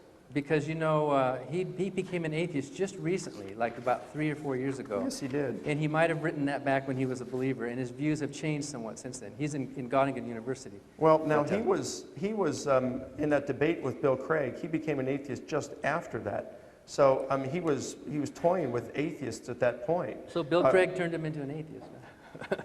Well, I think as Mark Goodacre over at Birmingham University in the UK says, when you see people like Ludemann, or in his case he cited, I'm trying to think of the scholar that he did a PhD on, Michael Goulder. He says these guys, over time, you can see that they just have this, they're getting tired of considering the miraculous, and they have this emotional bent toward atheism, and they start moving in that direction. And as Goodacre says, it's not a matter of what the head told them, it's the heart's leaning in that direction, and then they use arguments, as I see that you've done, Dan. I see that you're using these arguments from this fringe in order to justify your view. And the assumptions that these are based on, I just don't see them as very rational. Well, I'm impressed with their scholarship. I really am. I look at it. Most of them are believing Christians. Oh, the Jesus Seminar. Yeah, I am impressed with their scholarship and their reasons and their evidences and their honesty and their willingness to change their mind. And if any of them do have an atheistic bent, I count that as a plus. Anybody who is willing to buck the status quo, anybody who has enough courage to stand up in this predominantly religious world and say, wait, I'm not going to believe that stuff, no matter what threats of hell are made to me. I have a lot of respect for scholars like that. I just have two more questions, and then maybe we could go into our final. Talking about Paul's formula in 1 Corinthians 15, I think you're wrong about Paul's intent of that. Paul's intent in giving that passage was to establish his credentials with the church in Corinth. He wanted to show them, Peter saw Jesus, James saw Jesus, 500 people saw Jesus, and so did I. So I'm one of the insiders. Because how is he going to be accepted as an insider unless he had some kind of a authenticating experience? So his intent in giving that formula, and by the way, historians will agree that the more formulaic something is, the less narrative it is, then the more legendary it is. And that earliest resurrection account we have in the entire New Testament is in a non-narrative. It's more like a hymn or like a recitation. It's one of the signs of legend when you present things in this sort of hymn-like... I would disagree with that. I would agree that it's a recitation. It is a creed. It's very noticeable by the parallelism that's in there. But to say it's a legend, you have no evidence for that, and you wouldn't have the consensus of scholarship. The style is legendary. Not at all. Why would you say it's legendary? Why would the style be legendary? Because most legends are given in a kind of poetic, hymn, sing-song, recitative kind of a way. When you tell the legend... Yeah, but so was the imparting of oral historical tradition, too. But see, you got a burden of proof to show it was legend. But that's one of the arguments a lot of Christian historians give for the authenticity of the New Testament. It is that it's given in a non-legendary frame. It's given in more in a narrative. But here, the earliest resurrection account is given in a non-narrative in more legendary style. I'm sorry, and what evidence would you have that it's legend? Because Paul's saying he's an eyewitness. I'm not saying that it is legend. I'm saying the style is legendary. The earliest thing we have on the resurrection is in a style that is unlike anything else. It's in a legendary, hymn-like, recitative style. And then one last question. Well, by the way, you wouldn't have much scholarly consensus on that opinion, but go ahead. Well, I'm just repeating what Christian scholars say. No, you're repeating what a few of the scholars, and not all of them, of the Jesus Seminar would say. Okay, so whatever your interpretation, you do agree with me that that style of that formula in the earliest resurrection account is somewhat different from the rest. In fact, can I read a quote from John Dominic Crossan, of the co-founder of the Jesus Seminar on this? He says, Paul needs in 1 Corinthians 15, in agreement with you here, to equate his own experience with that of the preceding apostles. To equate, that is, its validity and legitimacy, but not necessarily its mode or matter. Paul's own entranced revelation should not be the model for all the others. So not only is Crossan saying here that Paul isn't necessarily saying, and Ludemann would not agree with this, but Crossan here is saying that Paul is not necessarily saying that his experience was just like the disciples. He's saying that the validity and the legitimacy of his experience was the same as the disciples. So he is, according to Crossan, your man here, he's saying that it is historical. He's not saying it's legendary. He said, he appeared also to me. Paul wanted to be, you see his intent. He wanted to be accepted by the church at Corinth. And exactly. One final point, in that earliest... I'm glad you agree with my view then. I don't agree with your view. I'm agreeing that... But you just agreed with Crossan here. Originally, you gave a different intention for Paul including that in 1 Corinthians. And I'm correcting you and saying that his real intention, as Crossan agrees, was to establish his credentials before his readers of 1,000 miles away who had no idea knowing who this man was. Okay. Quickly, okay.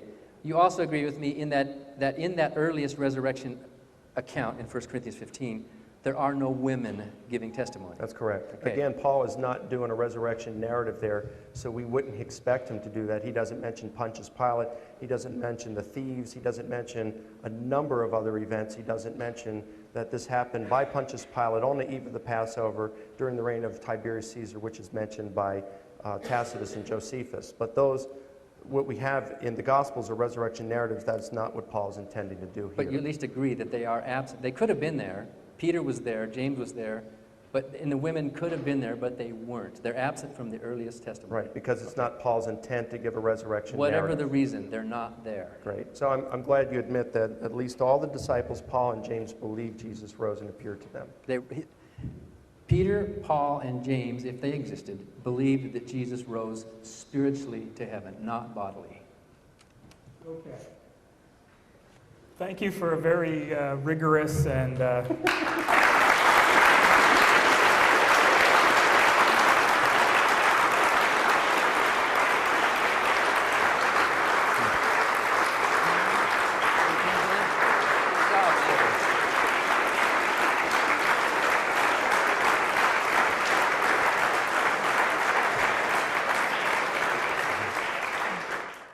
okay.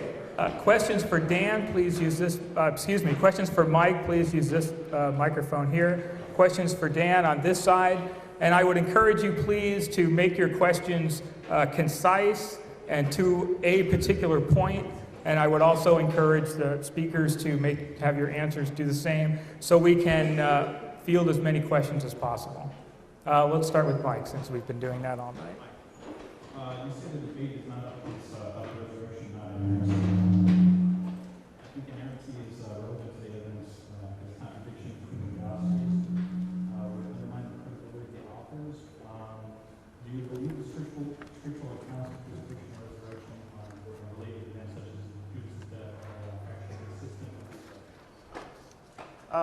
That's a great... Am I on here?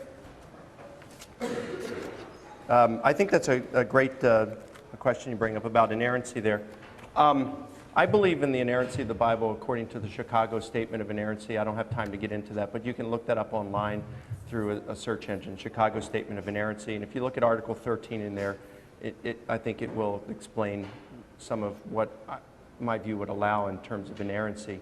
But I don't think, you say, well, what about the, if there are some tensions in the gospel accounts concerning the resurrection narrative, do these call into question the resurrection itself? And I don't think so.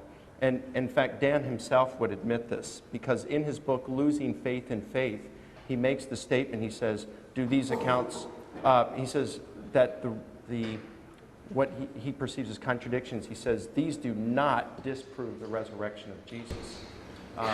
And so that's what we're looking at tonight. We're not dealing with the details in the resurrection narrative, such as how many angels were there, was it one or two, and the earthquake, and when was the stone rolled away.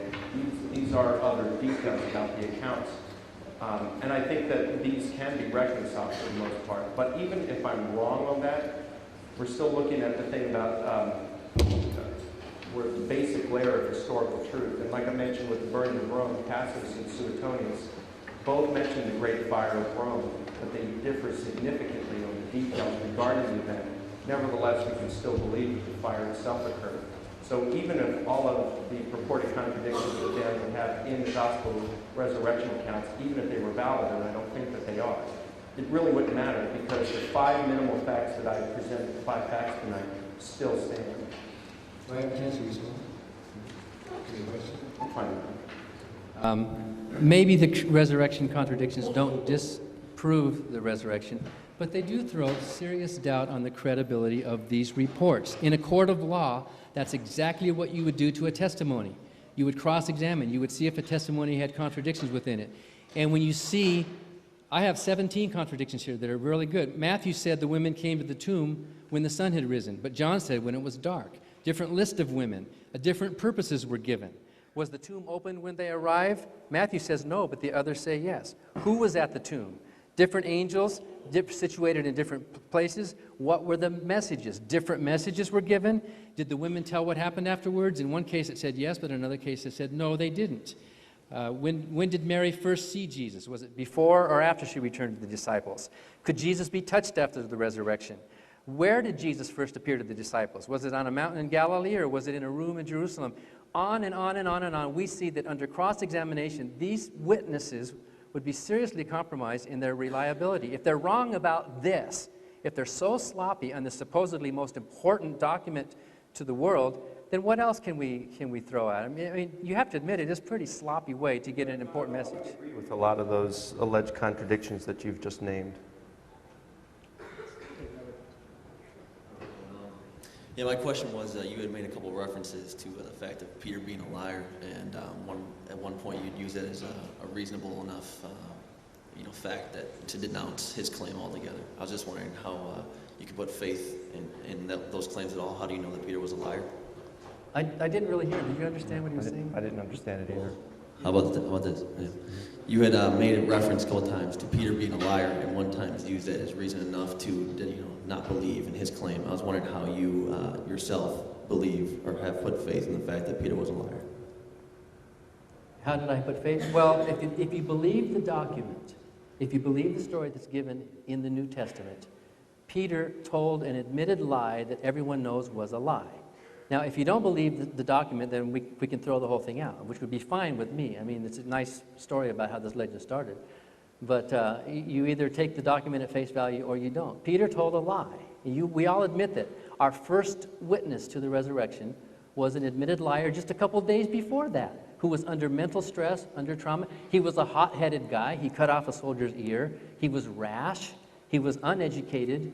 I mean, is he the kind of guy you would want to have on a witness stand for an important criminal trial? I don't think so.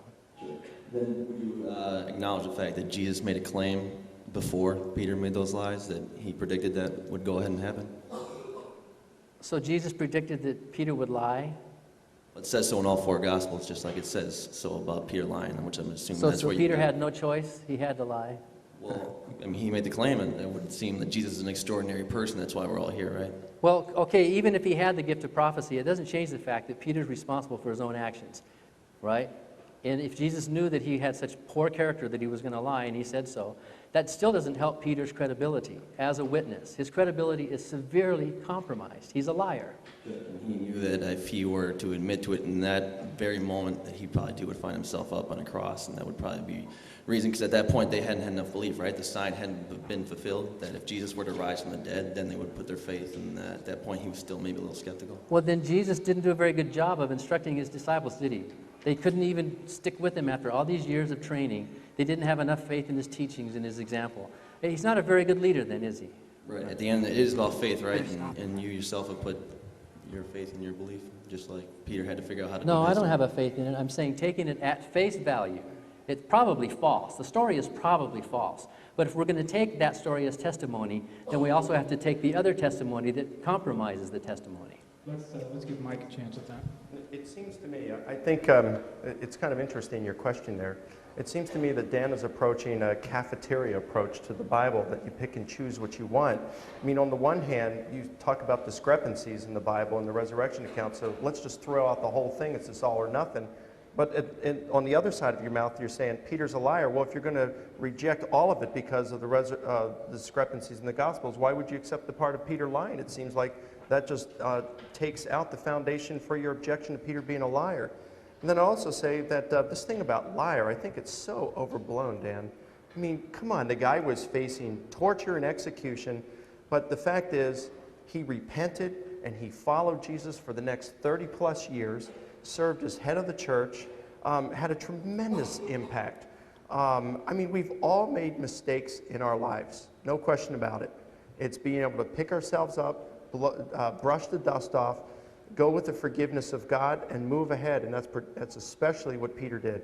I think rather than looking at him as a bad witness, we ought to look at him as a good example about a guy who fell face down in his Christian life, accepted the forgiveness of Christ, and went forward.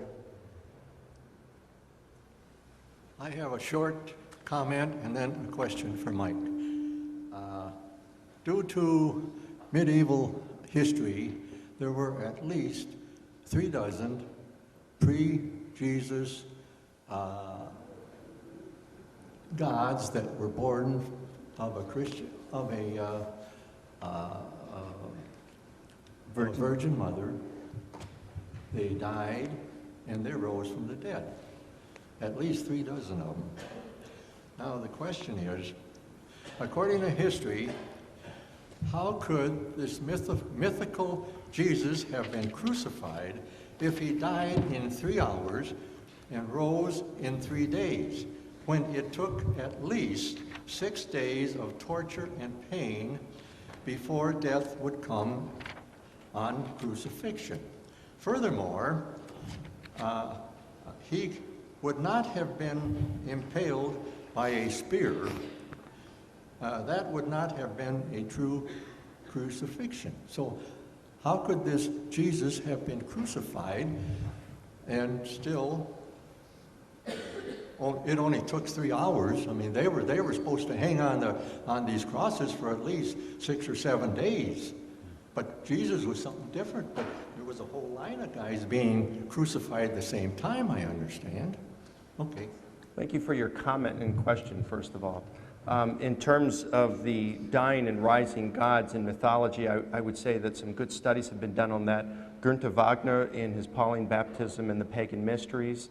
Edwin Yamauchi has done some studies, so has Bruce Metzger. Gary Habermas has done some study, Resurrection Claims in Non-Christian Religions.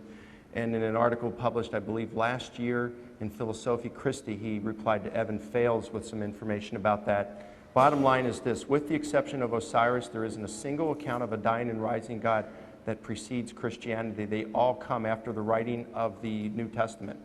And this has been documented in those works. Now, I'd also say, in terms of the crucifixion, I think that Jesus was on the cross for 6 hours, if I remember right. But even if that's the case, you're right. Jesus did seem to die quite ahead of time, sooner than most crucifixion victims did. I don't know 6 or 7 days would be common.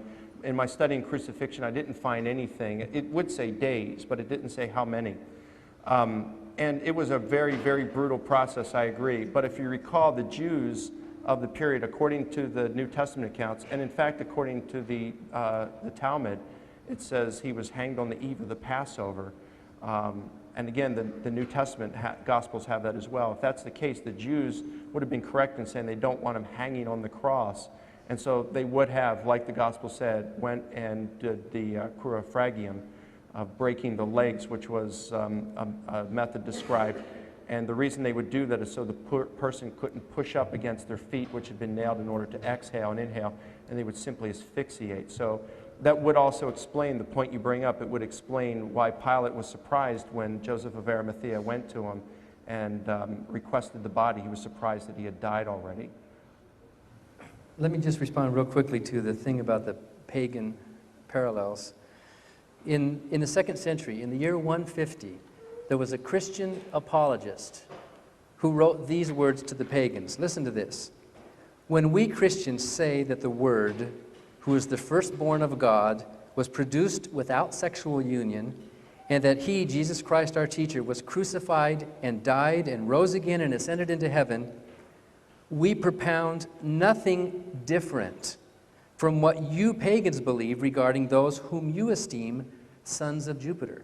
Here's a 2nd century Christian telling the pagans that what we are proclaiming is nothing different from what you pagans believe. And you admit that Osiris was one of those who was written before.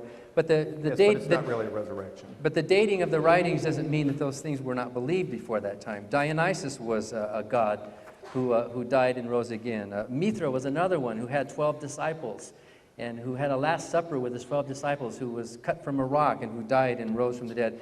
So that you can see that the Jesus, and that wasn't a major part of my argument tonight, but you can see that the Jesus legend is cut from the same fabric as all these other myths and legends. Anybody who was anybody in those days was born of a virgin and ascended to heaven. Even Augustus Caesar, Suetonius wrote that Caesar Augustus ascended to heaven when he died. I mean, it was really a mark of honor to be somebody who ascended to heaven. So that's a strike against the uniqueness of the Christian message. I don't think so, because when he said he ascended to heaven, he's talking about Augustus, and Suetonius says that there was one person who believed, he swore he saw Augustus ascending in the flames. And, as you know, he mentions a similar account about Julius Caesar being in a comet and going to heaven that way. But these are easily explained by naturalistic explanations, a comet or a hallucination. And Suetonius would even say the comet himself, you can't explain that with the resurrection. There are no plausible naturalistic explanations. I just gave you a few tonight. I didn't hear It's it. up to you to decide if they're plausible. For me, they are very plausible. All right. My question, can you hear me? Is for Dan. There it is. Okay.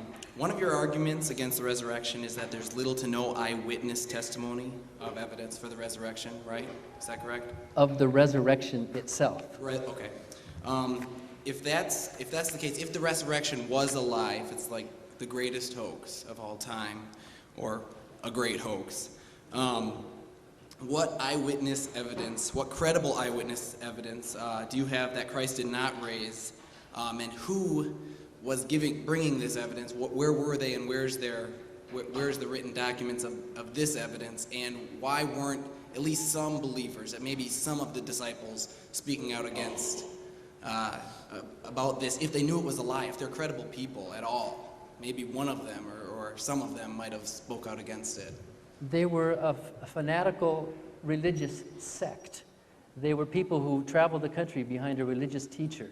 They left their homes. These were people, they were uneducated, most of them, of a mindset to follow this Messiah.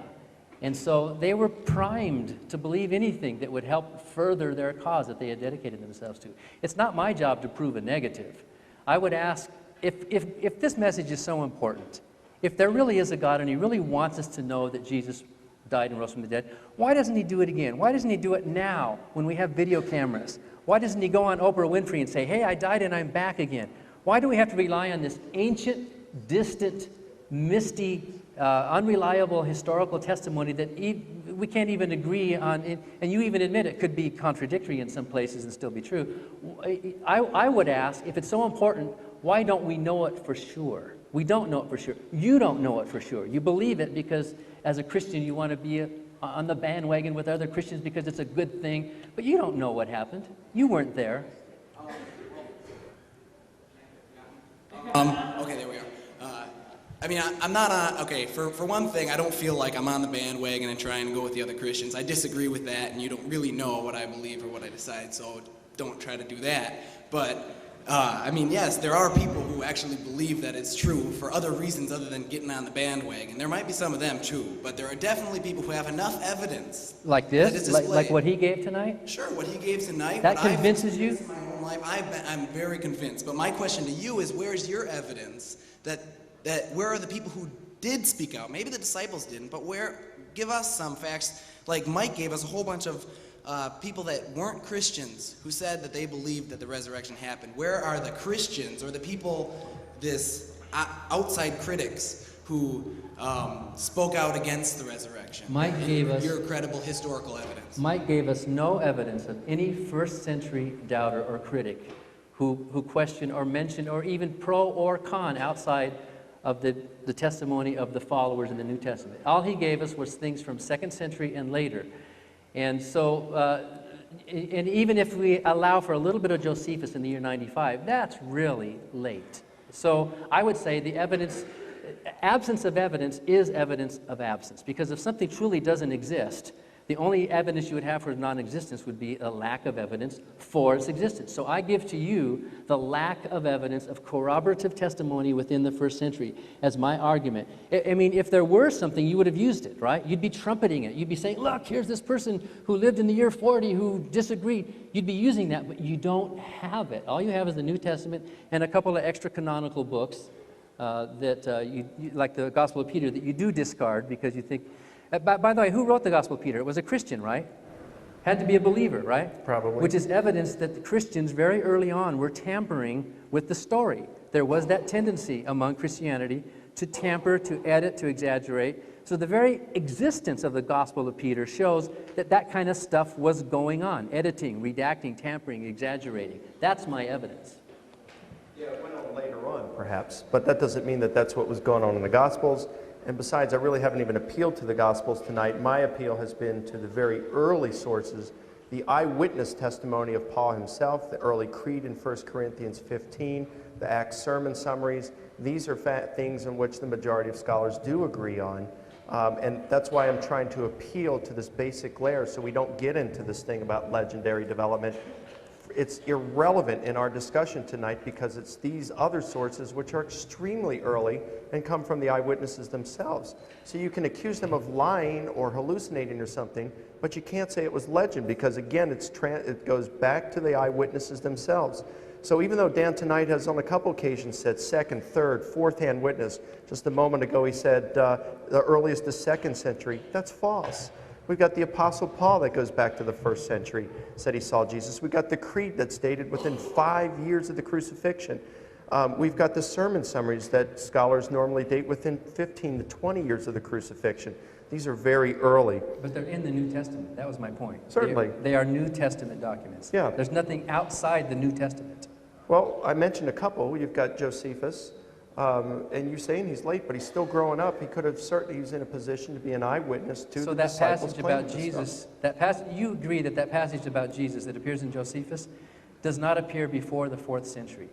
That passage is absent from his antiquities before the 4th century, the time of Eusebius. No, not at all. In fact, but the passage I refer to had to do with the stoning of James, which is in Book 20, Section 200. But we're talking about the resurrection. Right, but I was saying the stoning of James because James was willing to die for his belief. That's where I used Josephus. Now, if you want to refer to the Testimonium Flavianum in Book 18, Section 3, I would agree with the majority of Josephus scholars today that there are some Christian interpolations in that passage, maybe as many as 3. However, the passage itself, the majority of critics, according to Louis Feldman, he told me this personally, and Louis Feldman is the leading, he's a Jewish scholar, he's not a Christian, and he's the leading Josephus scholar in the world. He told me personally that 3 to 1, perhaps even as high as 5 to 1 Josephus scholars today believe that that passage, in that passage, Josephus is aware of Jesus. And he mentioned several things about him. So you're agreeing that Christians tampered with historical documents? Yes, I would agree with that. In terms of Josephus, that did happen. We don't know when it happened, but the whole thing is we go back to that historical core, and we can see Josephus does mention Jesus. So and that's what I'm appealing to tonight. So Christians did tamper with the evidence? And legend is not necessarily a thing, because we can go back to this basic layer of historical truth. That's what I'm saying. All right. My question was, you talk about, or you had the 5 points that you made, or 5 basic points to support the resurrection, right? I just wanted to clarify, one of the points that you made was that there were a lot of scholars endorsed these 5 points, including even some, who weren't Christians, who were atheists and who didn't believe in the resurrection, right? Yes. Doesn't the fact that they believe the 5 points and yet still don't believe in the resurrection, doesn't that kind of hurt your argument to a small extent? I mean, where does that fit in? Like, you're endorsing the 5 points, but at the same time there are people who endorse the 5 points but who don't agree with the resurrection. How does that conflict? I don't know. I think that's an excellent question you ask, and I appreciate you asking it. I think it's a very fair question. Why is it that these scholars who are non-believers, even atheists, can agree with the 5 points I've presented tonight and yet not come to the conclusion of resurrection? I think this is what we're looking at, and this is in terms of historiography and how we draw conclusions, and this is what my PhD work is on. And basically, you have these different kind of conclusions. What I'm saying, and the argument I presented tonight is, when you have a number of people, you got the fact, and because this is well evidenced and granted by virtually all critics who study the subject, even the skeptical ones, you got Jesus' death by crucifixion, you got the fact that afterward a number of people said they saw him in groups and to individuals, to friends, to foes, and finally the fact that there are no plausible naturalistic explanations. And I'll agree with Dan, that's going to be up to you guys to determine on your own whether or not his naturalistic explanations are plausible. I could say they're implausible, he could say they're plausible. You have to determine for yourself. I can say by and far the majority of critics today reject most of the naturalistic explanations or the ones that Dan has presented. By far the majority of critics today are in a position where they say, like Paula Fredrickson of Boston University, hey, they saw something, but I wasn't there. I don't know what they saw. I can't say whether or not it was a resurrection, but I do know that they saw something, and that's where they stop. I think we can go further than that. And in the absence of any plausible naturalistic explanations, I see no reason for concluding that Jesus rose from the dead. But I think it's an excellent question you asked. There's nothing implausible about the explanation that I offered. I'm not saying it was true, but the explanation that I gave is perfectly plausible. You agree that it happens in human cultures. You agree that legends and myths start. The explanation I gave today is perfectly plausible in naturalistic terms. You might reject it, but you cannot say it is an implausible explanation. They believed that Jesus spiritually ascended to heaven, not bodily. That is plausible, right? The problem is we've already looked at what the Greek and everything says there in the other passages, and no, I think based on the Greek in those passages, it's implausible. At this point, there was a momentary break in taping in order to change tapes. As a result, one question and the majority of Mike's answer were omitted. The questioner directed his question to both Mike and Dan. The question was, is it possible to obtain unbiased information? We have asked Mike to reproduce his answer to the best of his recollection. I admit that, just as today, virtually every author in antiquity carried his own personal biases and interests. But that doesn't mean that we can't arrive at any historical conclusions. The Oxford University historian A.N. Sherwin-White wrote that it is the role of the professional historian to comb through the data, identify biases, compare the data with other accounts, and identify kernels of historical truth in those accounts. Sherwin-White says that the historian can locate these kernels in the worst of third-hand sources. I'll add, though, that we have something very strong with the testimonies of Paul and James. Before believing that the risen Jesus had appeared to each of them, Paul was out persecuting the church, and James, a pious Jew, apparently wanted no part in what his brother Jesus was doing. Then suddenly they did a complete about-face and became Christian leaders who died willingly for their faith because they sincerely believed that Jesus had appeared to them risen from the dead. Now it's easy to miss grasping how profound these testimonies are. I think an equivalent scenario today would be to hear that someone like Osama bin Laden begins preaching on the streets of Pakistan. Brothers, hear me. What I did in leading terror was wrong. And then he goes on to say that while hiding in the mountains of Afghanistan, Jesus appeared to him and told him he was following a false religion and that Jesus was the Messiah and risen Son of God. Imagine him giving such a public testimony and that he continued to do so until he's finally martyred for his newfound Christian faith. That's pretty much what we have with Paul. Now, James isn't quite as dramatic, but he might be like a serious and upstanding rabbi today who all of a sudden becomes a Christian because he believes the risen Jesus appeared to him. That's what we have with Paul and James. So I think that we have some very good testimony that would be unbiased to begin with. Did you want to ask your question again and see if Dan would like to respond? Do you think that it's possible to get unbiased information on a subject with such a dichotomy as this? Yes, it is. I was a true believer. I preached the resurrection of Jesus. I put my life on the line for Jesus, and I lived the Christian life. And as I read the scholarship, as I read the reasonings that are given by the critical scholars, I looked at the unbiased, open historical evidence, I changed my mind. It's possible to do that. It's painful psychologically, but I would rather go with the truth than to pretend to believe in some pie-in-the-sky myth that will make me live forever or whatever. I'd rather go with the truth than with the lies of history. So I guess like now when both of you, when you're looking for evidence, now is that evidence valid? That you obviously both have distinct views? Well, we're looking at the same facts, but we're looking at it different ways. Are you asking if we have personal biases? Well, obviously you do. Sure. So then when you look at, because I mean, several times now you've had the same thing and you both had completely different views on it. So, I mean, it seems that should just not be valid then. Because Well, that's human nature. History is interpretive. History is the weakest of all the sciences. Of all the legitimate sciences, history gives us knowledge that is less confidence than any other science. We do have confidence at some level, 20, 30, 40, 50, 60%. But the information we get through history is much less secure than the information we get through other sciences. So there has to be... Except psychology. That's not a legitimate science.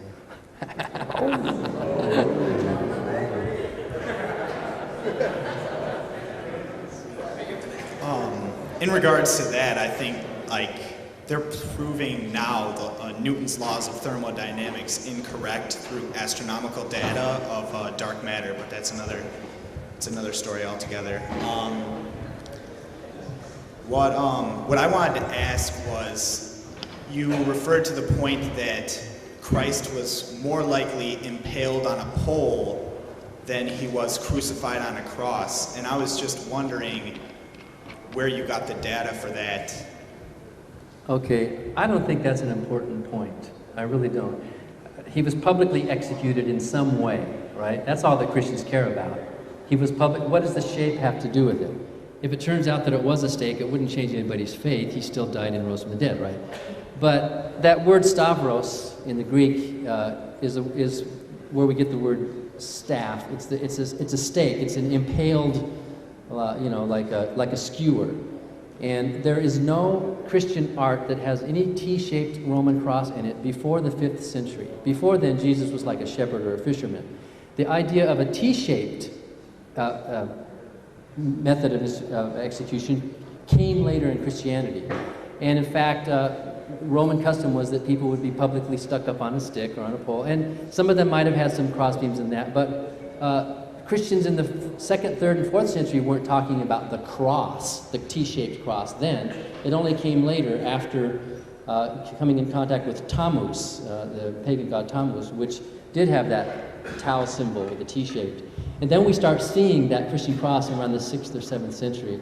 So, but I don't think it matters. If it was a T-shaped cross, it doesn't change my argument at all. I was just throwing that out as should it matter what the shape was? Is this on? Okay, now it's on again. I think that the cross does matter. This is just why I'm bringing it up, because of the fact that if the cross was incorrect, then the whole biblical resurrection would be more likely incorrect, because the cross is a key point to Christ's death and resurrection. And I'm also wondering now on the fact that Peter was crucified upside down, and there's other data outside of biblical reference that refers to that. So if crosses weren't existent until the 4th, 5th century, then how could Peter have been crucified upside down? Upside down, right side up, so what? There is no word cross in the New Testament. That's an English word. The word is stavros, and that does not refer to a T-shaped instrument of execution.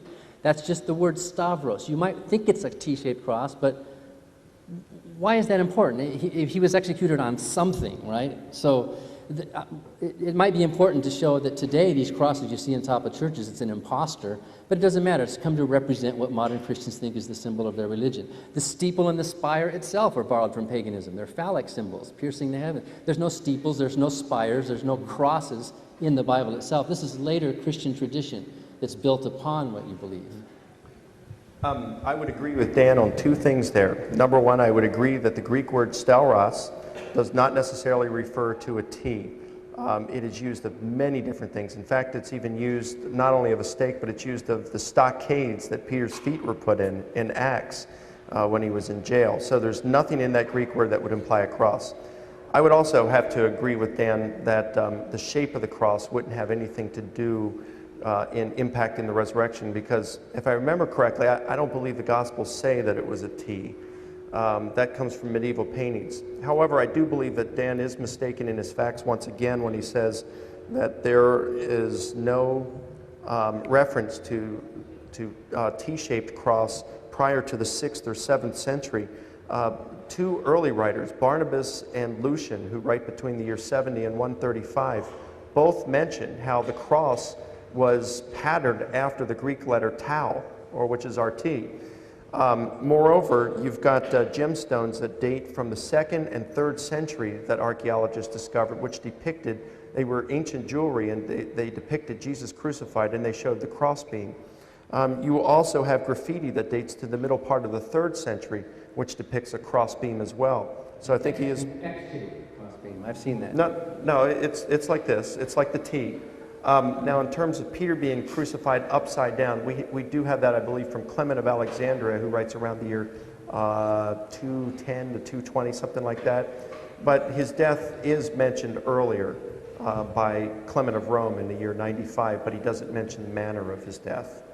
So, again, I would agree with Dan on 2 of the things, and I would disagree with him on the shape of the cross. But I would agree with you that it's irrelevant. It doesn't matter. Yeah.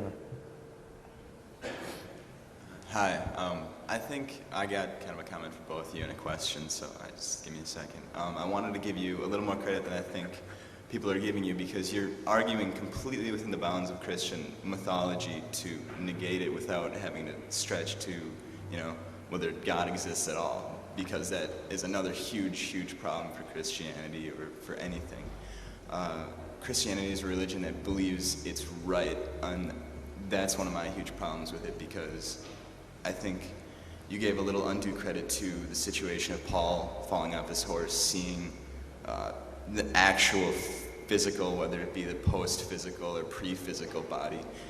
It's still different, and if, you know, it just seems much more likely that it was not, you know, actual physical. And if you're saying that it was actual physical, heaven physical, then it's still not a natural, like, explanation. It's not actual, you know, physical body. It's a heavenly body. And I think, again, that since Christianity is something that believes it's completely right, and he did offer a completely plausible naturalistic explanation, which was, you know, people lie, people exaggerate, and that you can't say that's not a very good possibility. And, you know, with that, it throws a huge shadow of doubt over whether it is right, not necessarily whether, you know, we should believe it's right. I appreciate your comments. I would say in terms of, again, and what Dan did offer to say they lied, they exaggerated, the fact that they were all willing to go to their deaths for this, I think would indicate that they really weren't intentionally lying about this. And the fraud hypothesis has been rejected by nearly every single scholar out there today for that reason. Moreover, even if the disciples were lying, that would have been the first thing that Paul and James would have suspected. I mean, today, you all remember David Koresh. Well, what if it was all of a sudden reported? He predicted his resurrection, by the way. And what if David Koresh's dental remains and skeletal remains from the fire were turned up missing? Well, none of us would think that he rose from the dead. We would say that someone stole the remains. Well, likewise, that would have been the first thing that Paul and James, and Paul especially, that they would have jumped to the conclusion of. Nevertheless, both of them claim that they experienced a post-mortem appearance of Jesus. So the fraud theory just really fails. And in terms of Paul with this appearance, you know, we should lay that to rest. That is in Acts. Paul never mentions that in his writings. It's only mentioned in Acts 2, 22, and 26. So if we're going to talk about Acts, great, because there's enough in there where we can say others did see the light. And I know Dan disagrees, but the majority of critics are going to say that, yeah, they also heard the voice, but they didn't understand it. So there were multiple people there, so you couldn't say that he's experiencing some extra mentally, or an event that was not extra mental, like in a hallucination or a subjective vision of a sort. And if you go to Acts chapter 13, since we are talking about Paul, and we're granting the appearances to Paul in Acts here, if we're going to do that, Paul is very clear in Acts 13 when he's preaching and he says, Jesus died and was buried, so was King David, but David's body decayed in his grave. On the other hand, Jesus' body did not decay in the grave, and he cites Psalm chapter 2, I think it's verse 8, to show that Jesus' body not decaying in the grave was a fulfillment of prophecy. And he says, but he rose up and there were eyewitnesses to this. You couldn't get any more clearer than that Paul believed in bodily resurrection. And again, the majority of critics today would agree that regardless of what Paul saw in the sky, he believed Jesus rose from the dead, and that Paul did believe in bodily resurrection. Those men who were with Paul did not testify We don't have their names, we don't have their words. We have Paul saying this and Luke saying that. So we don't have independent corroboration of what happened. Another possibility, may or may not be true, is that Paul was struck by lightning. And the people who were with him would have seen a light and heard a loud noise, and Paul would have been struck blind and had to recuperate for a while. That's a natural possibility. They didn't understand the voice of the lightning? Well, the sound, that word phone can be the sound. When Jesus said, I stand at the door and knock, if you hear the knock, he used that word phoneme, right? It doesn't necessarily be a voice, but a sound. So that is a possibility that he was struck by lightning and what happens when you're, I mean, he was kind of an unstable guy when you read his writings. I mean, the things he talked about his attitude towards women and all, I mean, he's kind of a weird guy. So a man like that, who's going to persecute people, who's going to be struck by lightning, who could have a religious experience, that's plausible. I mean, that's naturalistic. We can't go back and recreate it, but things like that could happen. It's hard to say, though. I mean, you've given myths, or you're wanting to continue on, and then Paul struck by lightning. What happened to James? Well, we have somebody else. We've got this really neat combination theory that's coming together here. We don't have James telling us what happened. Mm-hmm. I mean, we don't have the story, right? We have somebody later, in later years, writing this down. So we've got the creed in 1 Corinthians 15. We've got Paul going to Galatia, and he says he talked to Peter the Hysteresai, and he met James there, so he would have known from James personally. But James may have believed, just like the World Trade Center bombers believed in what they were doing. James may have been a true believer. It's possible. Yeah.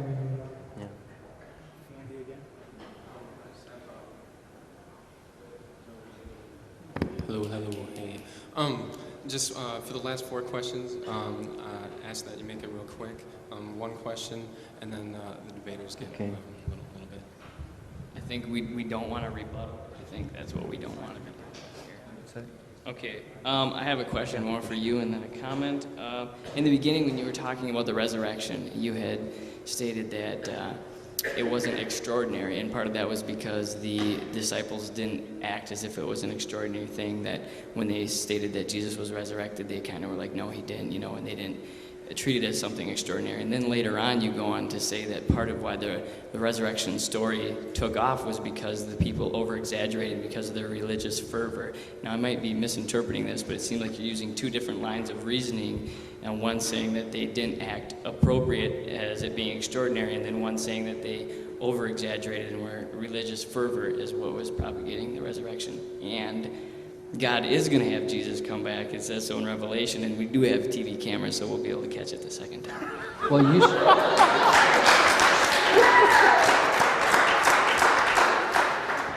Well, I'll believe it when I see it. I will only say, I used to preach that sermon, so I know how you feel. I know exactly how you feel, but if the resurrection of Jesus was so powerful to them, and if it really happened, why did they wait 49 days before they started talking about it, Why wouldn't they get out right away? Why did they have to wait for some religious fervor thing to happen to them, on the day of Pentecost when they were filled with the Spirit and spoke in tongues and did all that kind of stuff? If that had happened to me, I would have started talking immediately. I would have started telling all my friends, hey, we were right, he was right, he rose from the dead. I wouldn't have waited those 49 days. But we got to move on, huh? Is it on? All right.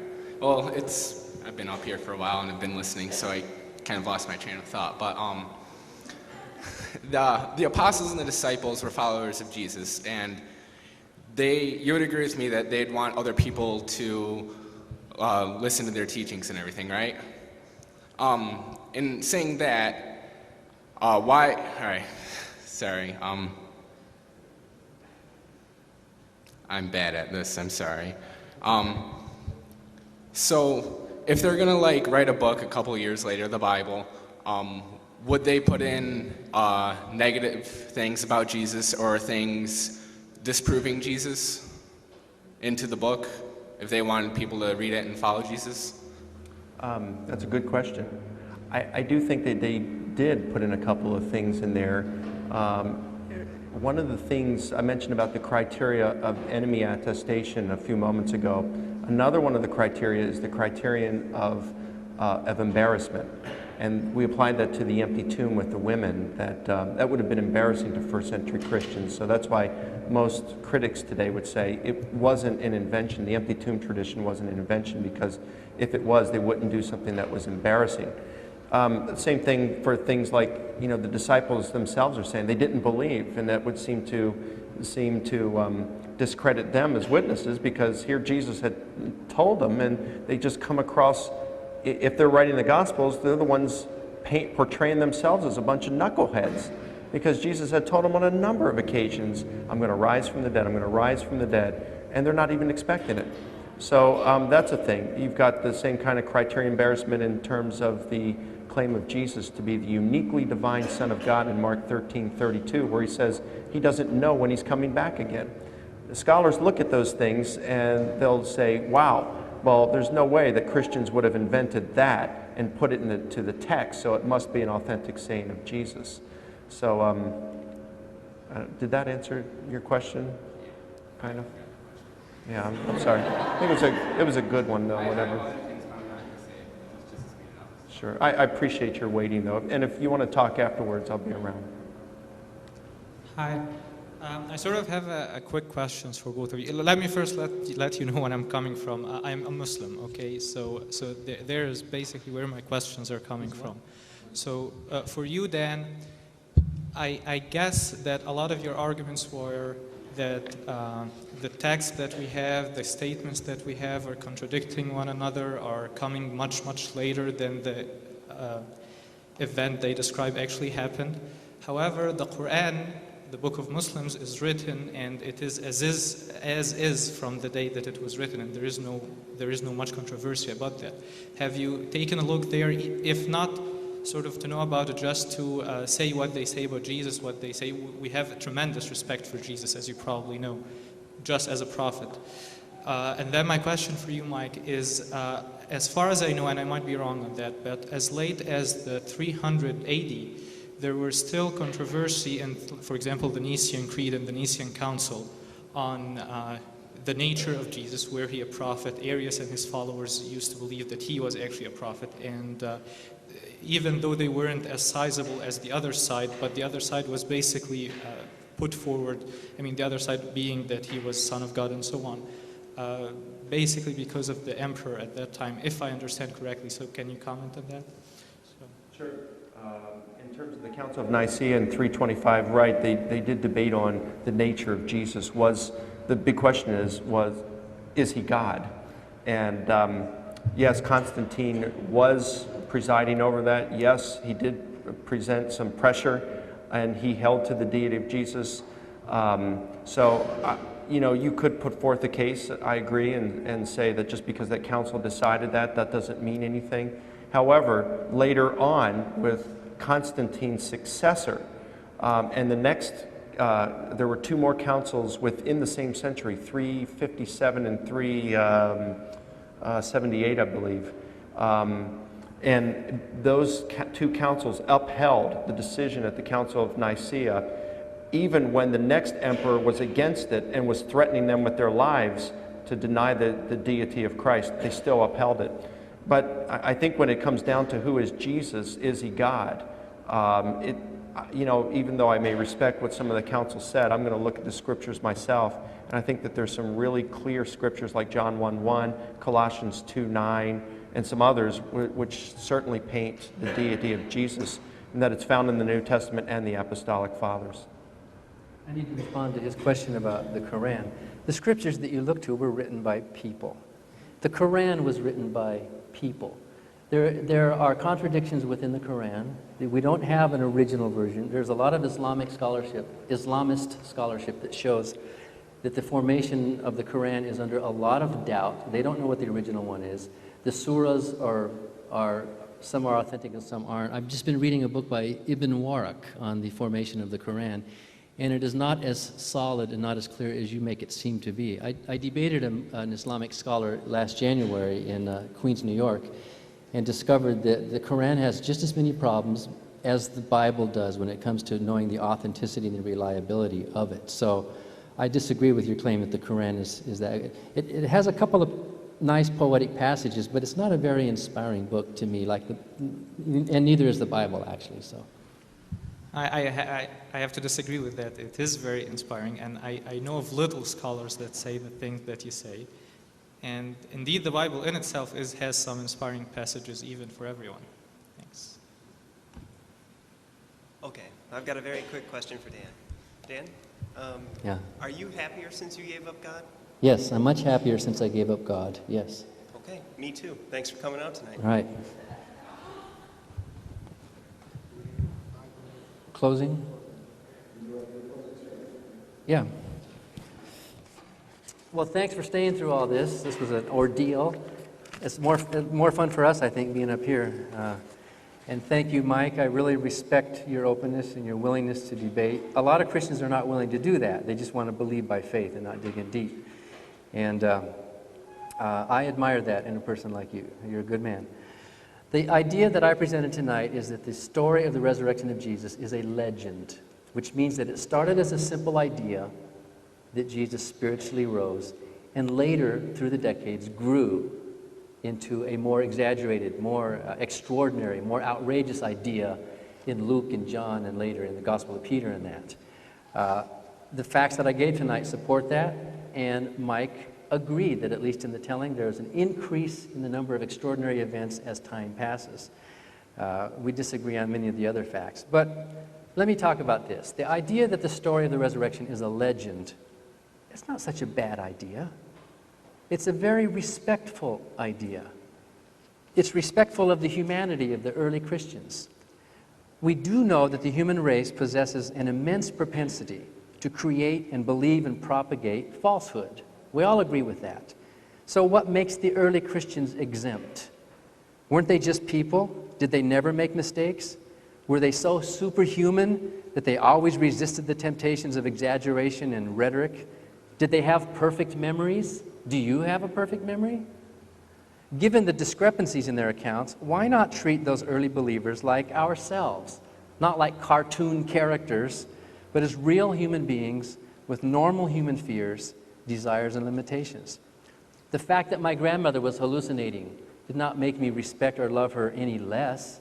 I loved my grandma, even when she was hallucinating something that I knew was false. The legend idea is also respectful of the historical method. We are not required to jettison natural regularity that makes history work. We can take the New Testament accounts as reports of what people sincerely believed to be true, not what is necessarily true. We can honor the question, do you believe everything you read? Of course you don't. The legend idea is also respectful of theology. Think about it. If Jesus bodily ascended into physical clouds, then we are presented with a spatially limited, flat earth God sitting on a material throne of human size with a right and a left hand. If Jesus physically levitated into the sky, where is his body now? If the bodily resurrection is viewed as a legendary embellishment, then believers are free to view their God as a boundless spiritual being, not defined in human dimensions like the pagan gods were defined. Bible scholars conclude, on the basis of a close analysis of all the resurrection reports, we decided, and this is the Westar Institute, good scholars, critical scholars, the resurrection of Jesus was not perceived initially to depend on what happened to his body. It probably decayed, as do all corpses. The resurrection of Jesus was not an event that happened on the first Easter Sunday. It could not have been captured by a video camera. We conclude that it does not seem necessary for Christians to believe the literal veracity of any of the later appearance narratives. Finally, the legend idea that I presented tonight is respectful of the freedom to believe. If the resurrection of Jesus were proved to be a blunt fact of history, then we would have no choice. There would be no faith. You can't have the freedom to believe if you don't also have the freedom not to believe.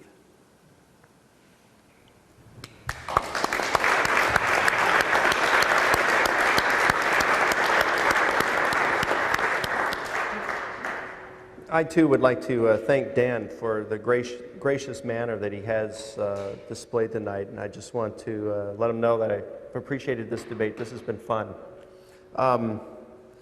Tonight, I'd like to kind of close by sharing a story with you put forth by comedian Emo Phillips. He talks about a guy up on a bridge and he's getting ready to jump off and kill himself. And another guy comes up on the bridge and he says, he wants to talk him down from it. And so he tries to get the guy in a conversation and he says, so before you jump, have you got your relationship with God right? And he says, well, I'm working on that right now. And he says, well, are you Muslim? Are you Hindu, Jewish, Christian? What are you? He says, well, I'm a Christian. He says, well, small world, me too. Trying to develop a little rapport. And he says, well, are you Catholic, Protestant, or Greek Orthodox? He says, well, I'm Protestant. Me too. What denomination? Baptist. Me too. Northern Baptist or Southern Baptist? Northern Baptist. Me too. Northern Conservative Baptist or Northern Liberal Baptist? Northern Conservative Baptist. Me too. Northern Conservative Fundamentalist Baptist Great Lakes region or Northern Conservative Fundamentalist Baptist Eastern region? Northern Conservative Fundamentalist Baptist Great Lakes region. Me too. Northern Conservative Fundamentalist Baptist Great Lakes Region Council of 1879 or Northern Conservative Fundamentalist Baptist Great Lakes Region Council of 1912. He said Northern Conservative Fundamentalist Baptist Great Lakes Region Council of 1912. And I screamed, die heretic, and I pushed him over. I think what Philip's story does there is to kind of remind us that we need to stick to the things that really matter.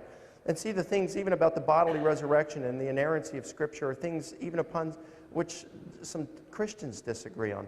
But that's not the topics for discussion this evening. Those are different debates. Our topic discussion is, did Jesus rise from the dead? Not what was the nature of his resurrection body, or is the Bible inerrant or inspired? Tonight I presented 5 facts which are well attested. 4 of them are granted by nearly every scholar out there, and 5 by around 75% of all scholars. And based on that, I said, in the absence of any plausible naturalistic explanations, Jesus' resurrection is the best explanation for the data.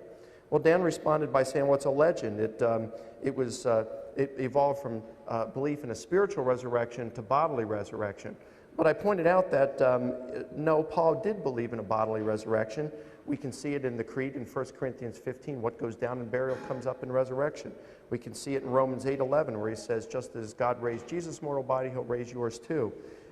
In Philippians 3:21, where our bodies are going to be transformed to be like Christ. Transformed, not eliminated. And even most critics admit, who believe that Paul saw a vision, they'll still say that Paul believed in a bodily resurrection of Jesus. Remember the quote I gave you from Gerd Ludemann. And then remember, it's not this thing that they're just working toward and hoping to spread this myth. Remember, John Dominic Cross, in his own guide that he quoted, said that these experiences Paul meant for us to understand that his experience and the disciples' experience, they were legitimate experiences where they saw the risen Jesus. We have to be able to account for those, and evolving legend doesn't do that. Besides, even if what Dan said was correct and these disciples were wanting to carry it on because they believed in the Jesus that they had known, Paul wasn't of that frame of mind. He was trying to get rid of Christians, and it doesn't explain how he came to believe that Jesus rose and had appeared to him. Neither does it explain the appearance to James. So you have those problems as well. I would just kind of close by saying this. I hope it's become clear tonight that there is good evidence for Jesus' resurrection. And even if you remain skeptical tonight, I hope that you'll at least agree with the prominent atheist philosopher Antony Flew, who said that even though he doesn't believe in the resurrection, the evidence merits belief in it to the point where Christians are rational in believing that Jesus rose from the dead. It's not an irrational belief. I would like to thank you all for attending this evening. And if you're here tonight seeking the truth, I would like to encourage you to continue on that road. And I would like to assure you that the risen Jesus does live. And we haven't mentioned personal experience at all, but I've walked with the Lord now for over 30 years, and I just experience the living reality of Jesus in my life every day as I grow closer to him. And I have just a love for him, and I'm really looking forward to meeting him someday. And I want to assure you that the same Jesus that rose from the dead loves you, and he loves Dan. And in fact, with Dan, he stands there like the father of the prodigal son saying, please come back. I love you, and I want you to come back. And he would like everyone in here to know him personally and spend an eternity with him. And I want to thank you all for your